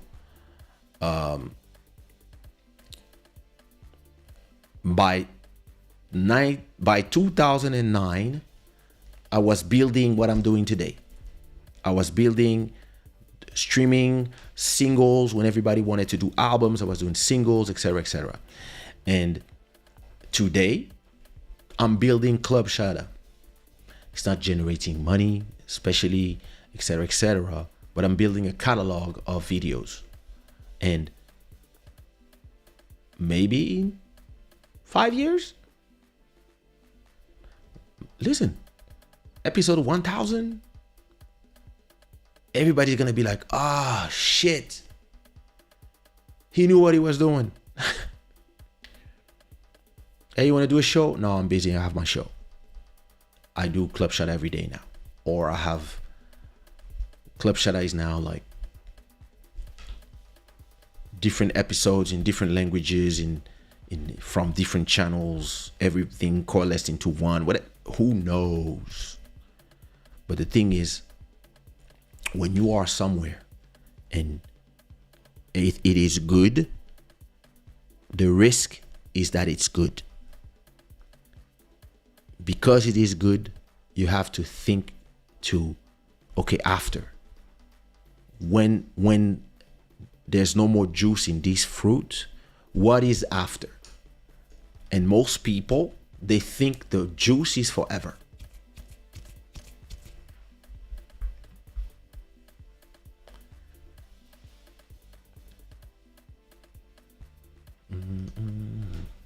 Freethinker is saying, having your own website is really not a bad idea. And with the counter-cultural vibe trending upwards, the timing is perfect. And I can see some pullback from the major sites. Yes, I do agree. Yeah, listen. It is actually the conclusion to what I've been saying for the last 2 years. And listen, not even the last 2 years. I think the first time I said the platforms are failing us was in 2009 or 2011. I was like, So this is me continuing the conversation with myself and saying, okay, I have to do something. And I have to start not only pushing the content more to my site and also reorganizing everything around a place where the people that want to come, they are there on a purpose. And then, yeah, you will say, yeah, but nobody's coming or whatever. Look, after it's been 3 weeks that I'm on my website, and I'm already having, I was looking at my stats. And now I'm already, if you look at the progression, right, of the website, I went from February 15, right? So that was last month. I was making 12 views every day, 4 people, right? And I believe that I really started working on everything, pushing the content there, but not promoting, doing everything, and I'm not done. I have a lot of posts that I brought from where they were, and look, 100 views. That was March 5th, so that was 20 days ago. Then I started having 200 views with 59 people. So from February, 4 people, to March, 59 people. This is yesterday. 200 people with 400 views. That was March 22nd, 3 days ago. Yesterday, 200 people, 427 views. And they are watching the new singles, the homepage, etc., etc. This, see, Rotterdam, this is the show, etc., etc. They come from Facebook, a lot of them. They come from YouTube, and Facebook, this is me posting content on Facebook with a link to here. And now I'm using these platforms to bring people to my place. And see, I have subscribers. Now I have 4 people. See, 4 people that decided that they want to receive an email when my website posts. Whenever I post something, they receive an email. And these are people who are interested. So look, my visitors, 1,000 people since last month, I went up by 500%. The number of views, 2,000 views, I went by 300%. And to me, let me see, I think there's a place where I can see where they're coming from. I don't know where the countries details. See, United States, Portugal, South Africa, Congo, France, Brazil, Sweden, Belgium. Look, Taiwan, people from everywhere are starting to come here. And I'm going to work so that these number I'll multiply by 10. And then here I will have my NFT, my music, my Shada wear, my t-shirts, everything in one place. And all my addresses, they will link to different pages inside my system. So now I'm building pages. For example, this is a page called newsletter. If you go to this page, you see, this is what it tells you. You can just subscribe and you just put your email here and boom. Now you receive an email every time. What page I'm building also, I'm building a page, for example, with just my shows. I think this is a page I'm doing. Let me see. Yeah, I'm about to do where whenever I have a show, I'm gonna put them in a page, and I'm gonna build. I'm gonna build, and build, because I believe this is the right thing to do. Because you have to take back the control. Damn, it's been 2 hours. Do I tell my stories? Are you still here? It's a long time we didn't do a long show like this. All right, listen, the conversation is interesting, but before I go, I'm going to tell you a crazy story. Of course, you can be, Black Freethinker is saying, of course, you can be relevant all the time. Should even BTC eat and Amazon doesn't go up all the time. Yet as these prices go up, one can be relevant for much of the time. The thing is this, the thing you see with these on the long term, you see that the progression is more like this. It's not or linear. Everything is just ups and downs. So it's normal. You have to just know what you do on the ups, what you do on the down. And on the down, this is when you invest. Charlie Chaz is saying, this talk make me think about your Inspire videos. As always, you tell your story, and there is always a good advice behind. Thanks for sharing, Kay. My pleasure. Yes, I was thinking actually about the Inspire when I was saying the platforms that failed us. Mama Dalia, you arrive right on time for the story. Listen, tell Joel to log in. I have a crazy story to tell. What's the website name, please? It is sushiraw.com, or you can just type sraw.co.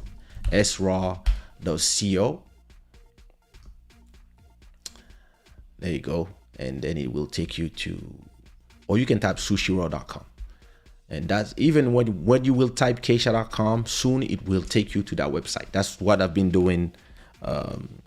That's what I work on every night. And I program everything from zero by myself, like back to the HTML, CSS, and all that stuff. Urban Sweet Spot, what up? How you doing? I hope you're doing good. All right. Now, listen, that thanks for the Red Bull. This story actually was longer than I thought. Oops. Did I change the light scheme? No, I didn't. Now let me tell you a crazy story.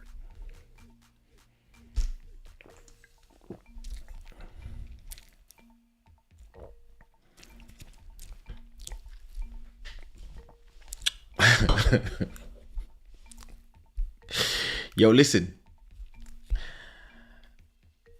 Let me tell you a story that my mom told me a part of. And she told me 2 days ago when she was just after the surgery. I spent the days there with her. And then she just tell me stories, right? And a friend of mine told me that same story, but I was like, what are you talking about? All right. So,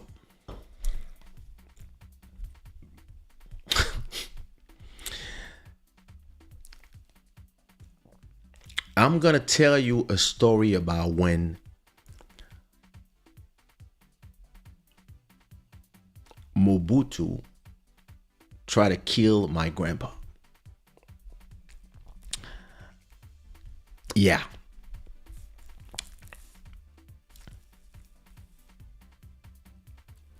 So, you have to understand who are the different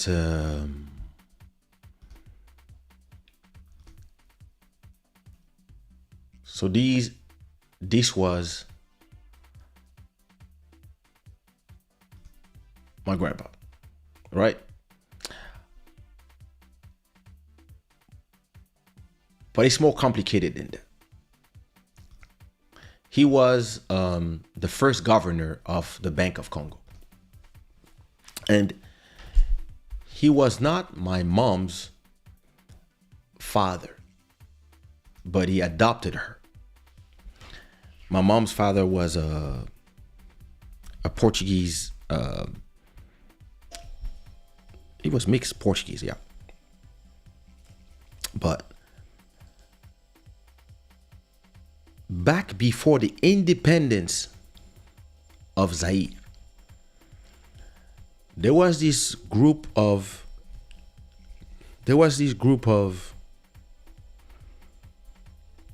people. They were called the Binza Club. Binza is where I grew up. Is the neighborhood in Kinshasa that I always represent. And so it was like a group of Congolese young people that studied abroad, that had all these revolutionary ideas. They were for the independence, and they were all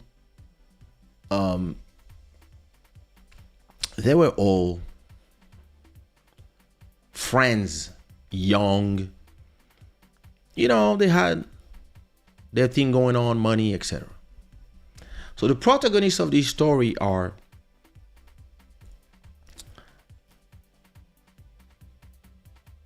Catherine, who's my grandma. And she's the mother of my mother, who's named Katrina as well. Actually, my daughter is also named Katarina. You have Albert, who was about to become my grandma's husband. And you had Joseph, who's also part of this club of Congolese high-level society. And Joseph is about to become Mobutu. And all these people, and you have more. You have Dokolo. You have Seti, who's my uncle. You have all these people. They're still young intellectuals, intelligent people. They don't know yet that they are about to witness independence, and that they are also about to run this country. And Joseph, who already has his, I don't know if he had his wife already at that time, but he loves Catherine. He really loves her. He wants to be with her. He's into her. He's always like, yo, listen. And at that time, my grandma, she works at the American Embassy. So yeah, listen, she's doing her thing. She makes her money. She's high level. I think I don't know if she's still with my biological grandpa or if they divorced already. I don't have all the details. I didn't ask my mom because the story was so captivating for me.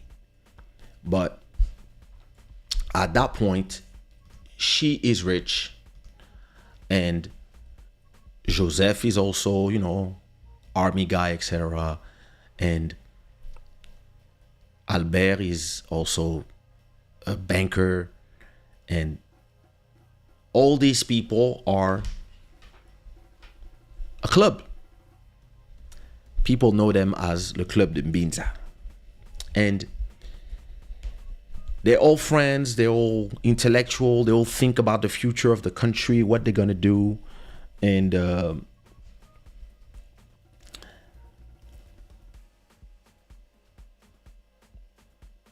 bummer for Joseph. Catherine, my grandma, chooses Albert Ndele to become her husband. But hey, they're still friends. So at that time, my mom is around, 6, 7 years old. So she's always there too. She's like my daughter right now. She's around, and whenever she's with my mom, she's with these people. So she, Mobutu he's there young, etc., etc. And then time goes by. I don't know exactly how long is the jump because I didn't ask my mom, but maybe by the time my mom is, 12, 13, 14, Joseph is now running the country. He's now Mobutu. And my grandma's husband adopts my mom. So my mom and her little sister. So those were the Portuguese daughters of my grandma, because after that they had the rest of their kids. And so, they all live together. And so my grandpa at the time, I don't know if I have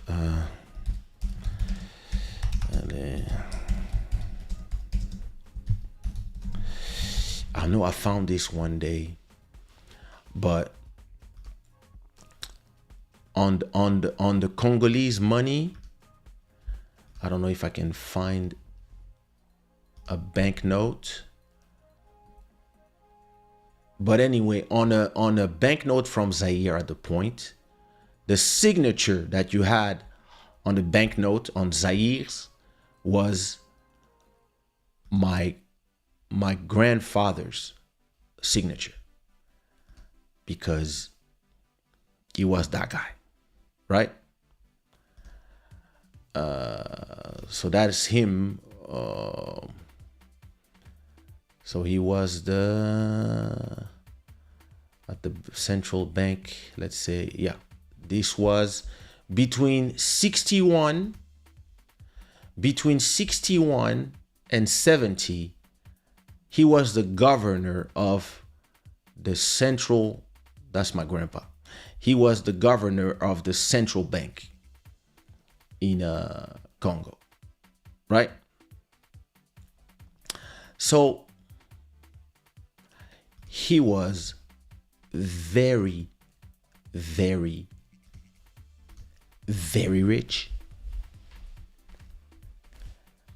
And Mobutu was very rich as well.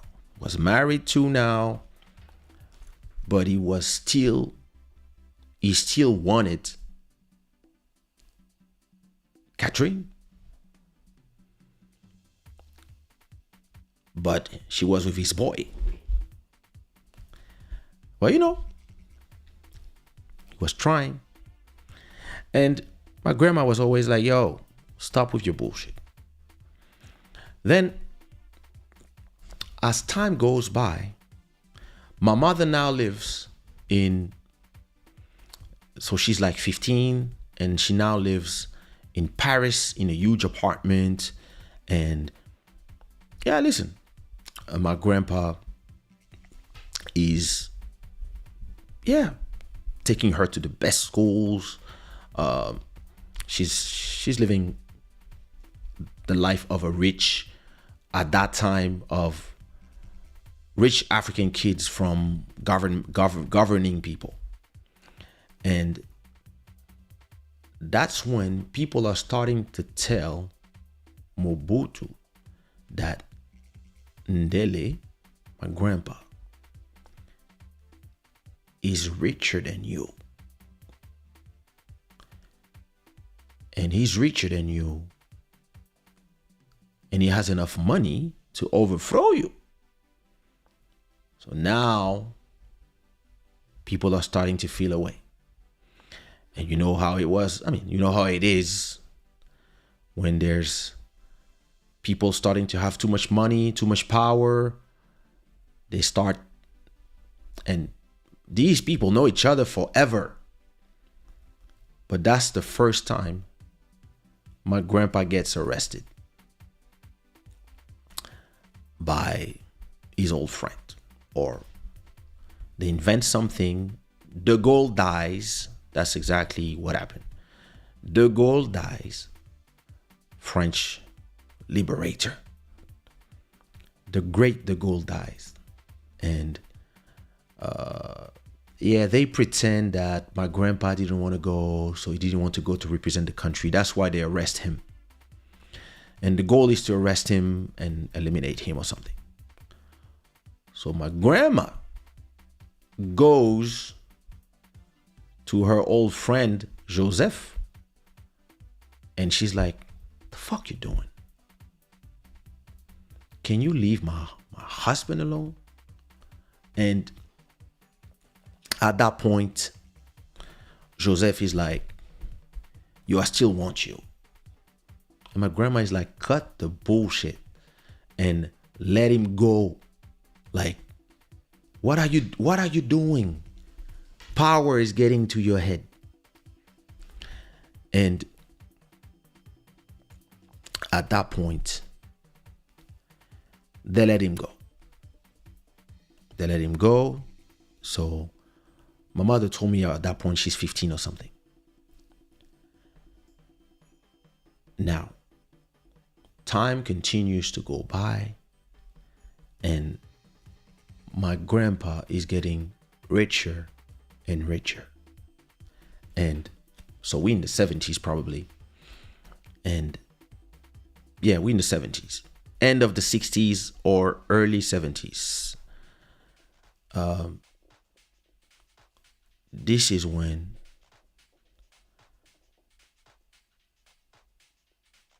they decide. No, my grandma and Papi, as my mom calls him, Albert, they divorce. They get a divorce and they go their separate ways. So Mobutu tries again with my grandma. Listen, the guy is married, but hey, listen, power. He tries again with my grandma. He's like, yo, you guys are not together anymore. It's my turn. And she's like, shh, bro, enough. And I don't know if he's furious. Listen, I don't know. At that time, I was not there. But the advisors, the people in your head when you're powerful, they start telling him, yo, you know that these guys really getting powerful. Ndele is starting to be way too powerful. And he's richer than you, bro. How are you gonna let somebody be richer than you? And that's when they decide to eliminate my grandpa. And you know how they do it. Usually they find a way to catch you, put you in a jail somewhere, poison you, and you out. And the day that they try, they are organizing, they're getting ready to do it, right? And somebody else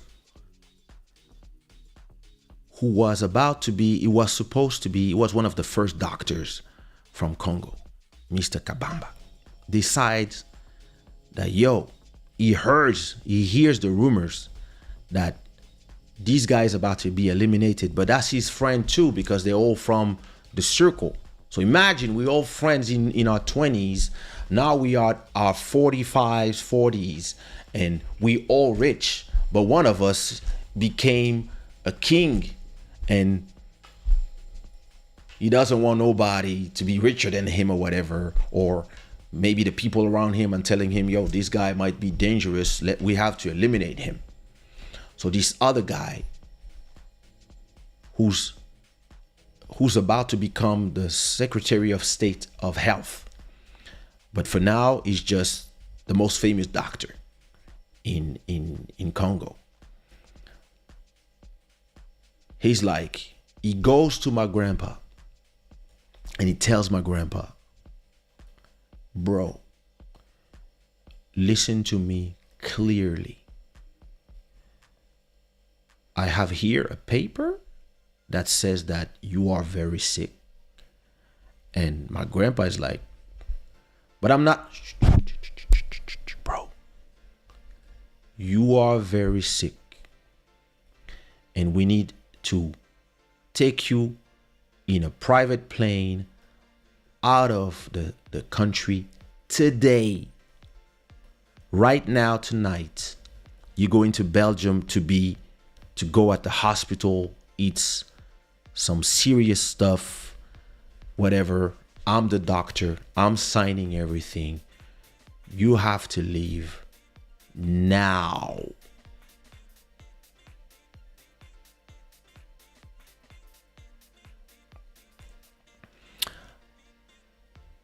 My grandfather understands that if his boy comes and say, yo, our boy,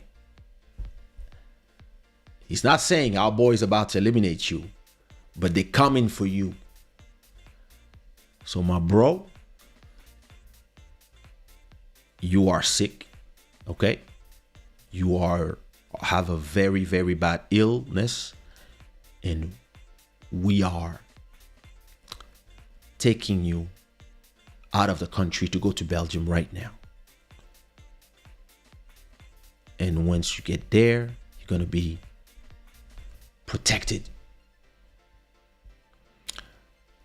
So my grandfather goes to my mom and tells her, hey, princess, I won't be seeing you for the foreseeable future.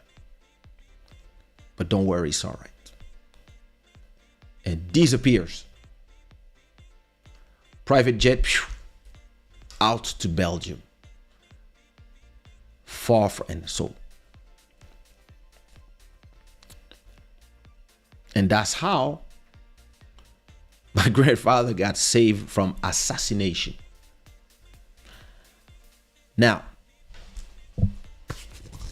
of course, the secret services or whoever, the people,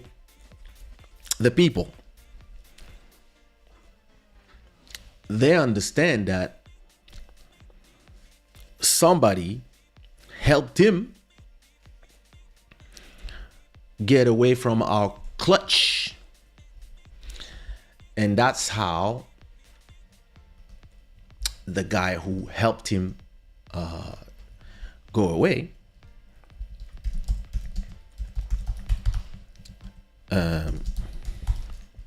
as a punition, right? That's him.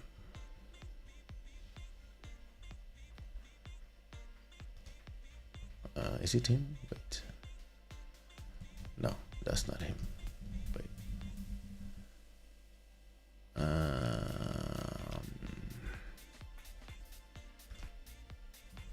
Is it?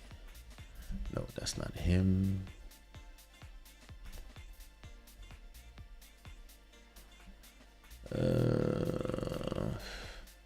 I'm not sure. I have to ask my friend for his because at a point, all right, they decide as a punition, right, to send him to the United Nations instead of putting him in the post that he was supposed to have as a minister for the Congolese government. He was supposed to be the first health minister of the Mobutu government, and he ends up being sent as a punition to the UN, and he ends up just being there at the UN, representing Congo at the UN, and then as a doctor, and then he retires in Miami, where he is still right now. He's in Miami. So after that, my grandpa stays in Belgium, where he actually died in April last year. That's when he passed. Last year, I remember I did a video about that. So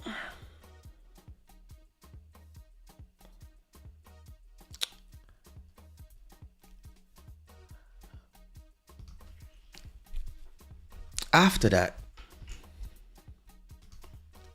no, I'm not going to do an hour. After that, you would think that either way, Mobutu has his situations.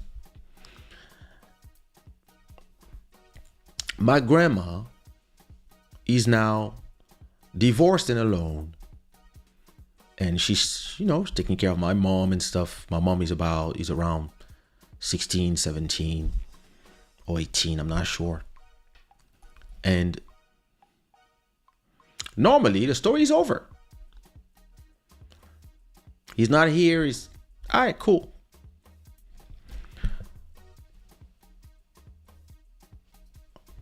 But he's still trying to be with Catherine, my grandma. But she's like, yo, listen, forget about this. We are friends. All right? Let's be friends, bro. Now, imagine that. What up, Shaz? Imagine that at that time, Mobutu has his chief of security, man of the director of the ANR, which is like, I don't know, Congolese FBI or CIA, I don't know, like the security, like. And this guy is actually my father.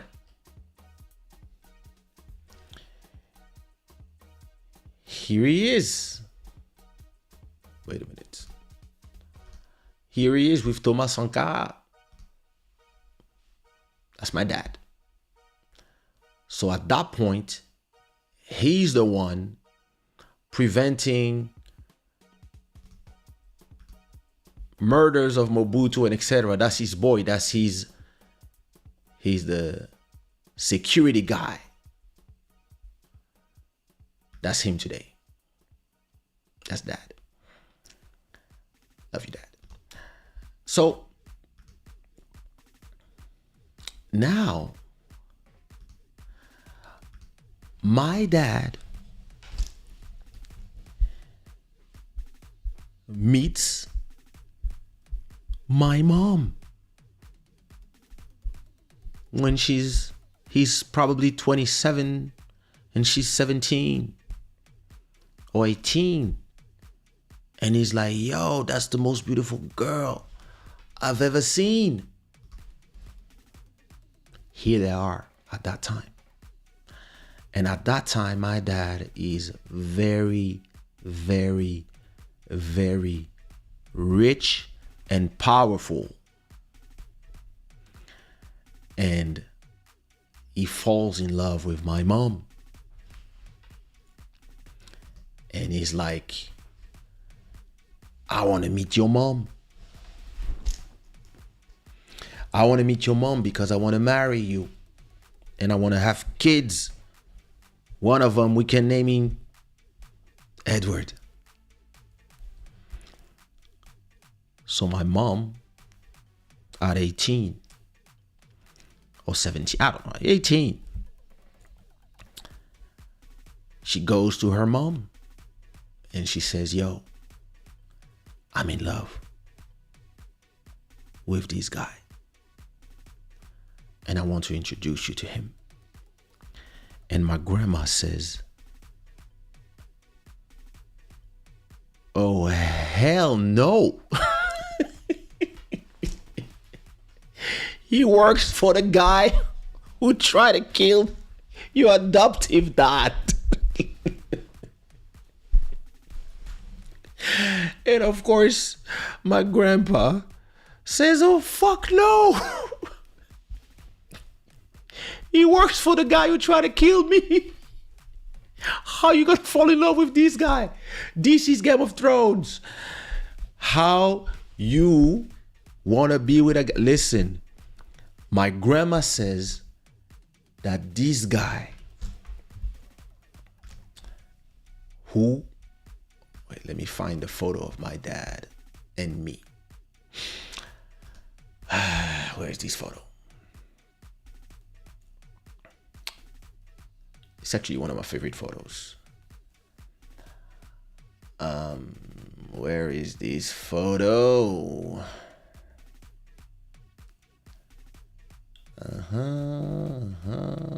Did I lose that photo? Don't worry. Did I scroll too fast? Lord, where's this photo?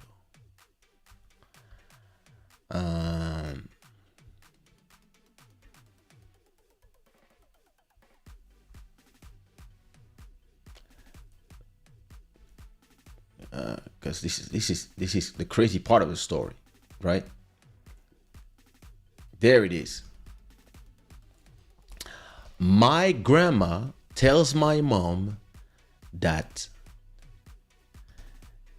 this guy on the left, which is my dad, this is me. This guy works for Mobutu, this guy.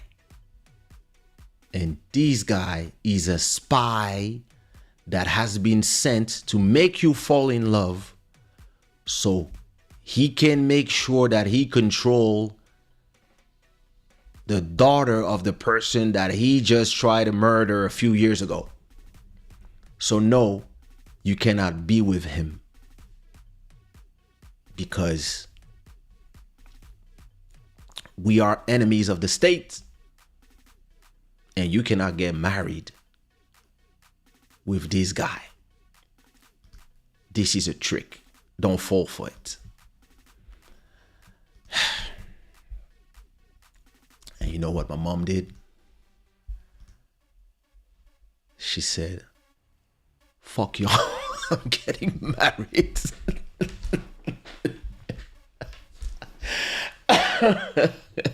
It's like, yo, she changed her name. She removed Ndele from her name, which is my grandfather's name, who adopted her. She goes back to Njoli, which is my grandmother's name. And she gets married to my dad, who works for the guy who now is the big king. And listen, from my mom's point of view, right? Every time my grandma was going to Mobutu telling him, yo, what are you doing? We are boys. Like, imagine you a group of people who grew up together. One of you becomes super powerful and rich.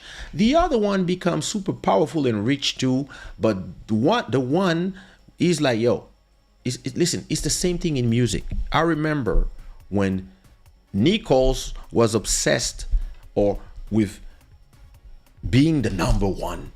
And I was like, bro, who cares who's number? Nah. I'm gonna be number one. You gotta be number two or whatever. Fuck you, number one. I'm number two. Listen. I was like, bro, I don't do this to be number one or two. I don't care about that. I want to do my music, make my money, have fun. Being number one, yeah, it's cool, but I'm here for the longevity, not to be number one for 6 months. And Nichols was obsessed with being number one. I don't have these problems. So, listen, fame, power, money, women corrupts the heart of men. And this is a crazy story because my mom ended up marrying my dad. And my grandma is against it. And my grandpa, of course, is against it. And then, yeah, with time, everybody ended up realizing that, yeah, it was true love. They got married, got kids, etc., etc. And actually, maybe, I don't know. I have to ask my dad. Maybe is also why, at a point, my dad being now the husband of your daughter, maybe is also preventing people to come after you. See what I mean? And maybe telling his boss, yo, that's my father-in-law now, so chill. Yeah, but he's richer than me. Yo, I got this. Leave him alone. And at a point, my father was powerful enough to control the secret services and stuff anyway. So nobody would try to do something against his father-in-law. So listen, those stories are crazy. Can't wait for my dad to write his memoirs. Now, imagine now, my mom is telling me this story, right? How crazy it is that after, you remember the episode of me and Bonnie, right? So if you remember, we did a Club Shada special with Bonnie, who is one of my best friends and the people we grew up together all this time, right? And yeah, we had our own Club Shada a few times. Now imagine that Bonnie was adopted by Mobutu, and me and her became the best of friends and we lived together at a point. I recorded, I produced my second album. I did the programming of my album in her bedroom, where I had all my material when I was living in her house. When Mobutu was at the end of his reign, listen, this is my sister, right? And if you remember the episode, what episode of Club Shada was it? I don't remember. Let me see. Let me find it. Let me find her Instagram. Bonnie the Queen.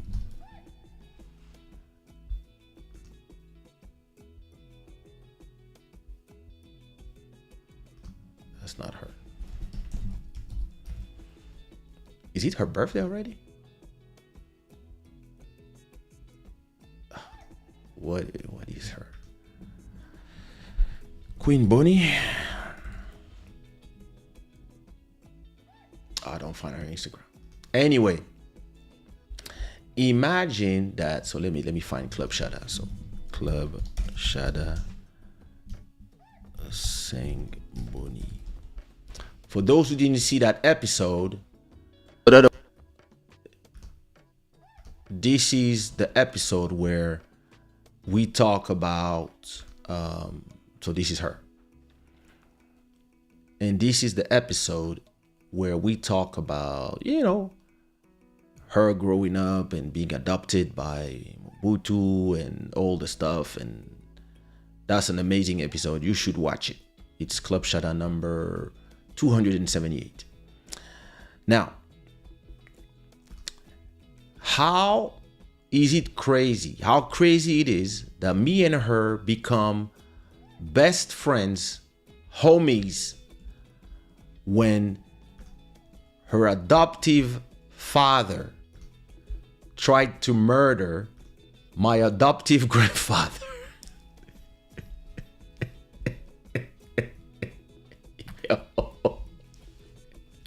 And listen, the best part, where are the photos from my birthday? Because you have to see when I celebrated my 50th birthday, right?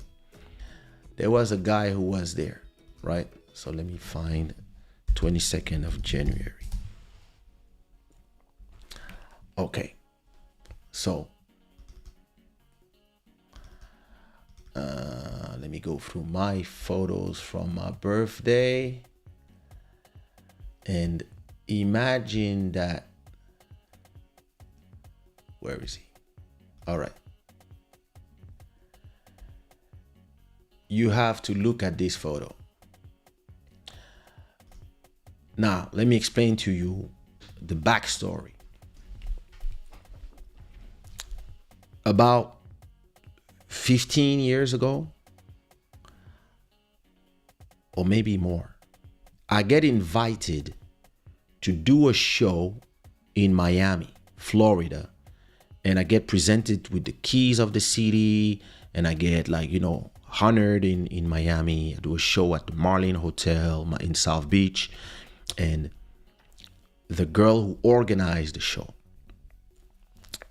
who's the promoter who does events out there in Miami, her name is Solange Kabamba. All right, listen. Me, I have no clue. I just go do my show, get my money, da da da da. When then we chill together with my manager. She tell me, oh, I'm Congolese. Oh, you Congolese? Me, da da da da. So cool.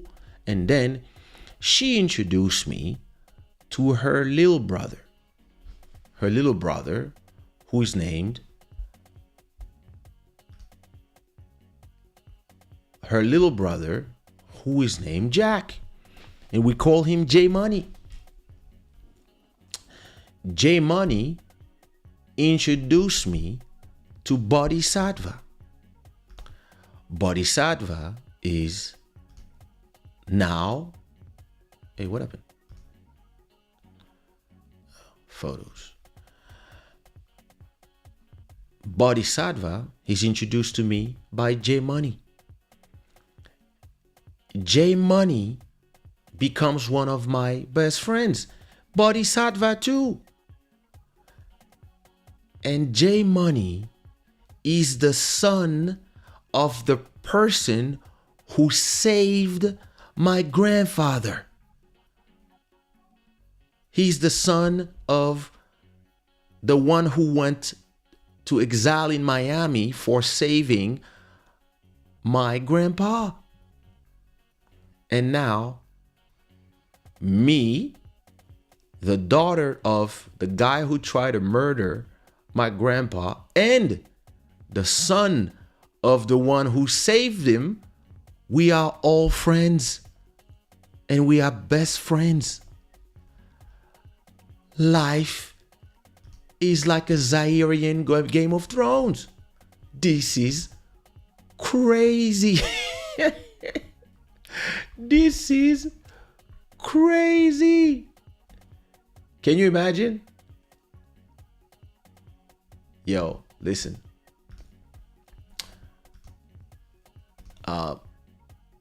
Some people have interesting lives, but mine is some next level shit. And I don't even know how after all this I ended up just becoming a famous artist. Because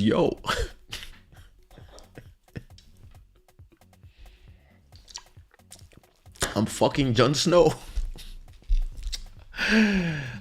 Listen, this is crazy, crazy, crazy, crazy.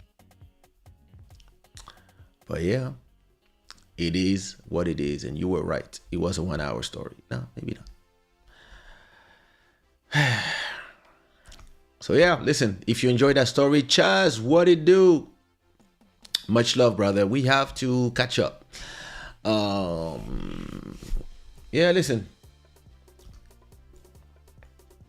What is this? Oh, all right. So listen. Rest in peace to my grandpa. My two grandpas, actually. Antonio, who was my mom's father, and Albert, who was her adoptive father, and who raised her. Who are both now in the heavens. And yo, listen. If you enjoyed that crazy story, oh, listen, I can't wait to clip this, put some Rambos in the chat, because yo, my life is something else. And I could tell stories for years, because it's not just my stories. Listen, just my stories are crazy, but imagine the stories of my parents, what they went through. Yo, listen, I could do a club shout out with my mom And listen, it would be crazy. Or with my dad. But yeah, it is what it is. I hope you enjoyed that show. This show is brought to you by shadaware.com, Gods of Good Fortune. Thanks to our stream royalty, Anan Saudi. And of course, to all our sponsors who support this show. And don't tell me that, oh, listen. How do I quit the live Instagram now? That is a very good question, because I'm supposed to keep the page open of live streaming. Can I see? Ah, good. I found it. I just had to click because I'm live on the Sushiro page until I get access back to the Kaysha page. But yeah, listen, if you enjoyed that story, put some rainbows in the chat. And yeah, listen, I will meet you again Wednesday for another crazy episode of Club Shada, and we will talk about other things. But yeah, how crazy it is. Congolese Game of Thrones, my brothers and sisters. All right, I'm gonna leave you with my latest single that you heard at the intro and that you're gonna hear again at the outro. It's my brand new single with Buddy Nice, and it's called Falling Out of Love Often. Just came out. Go and stream it in all the platforms. And I will see you when I will see you, my people. Bless.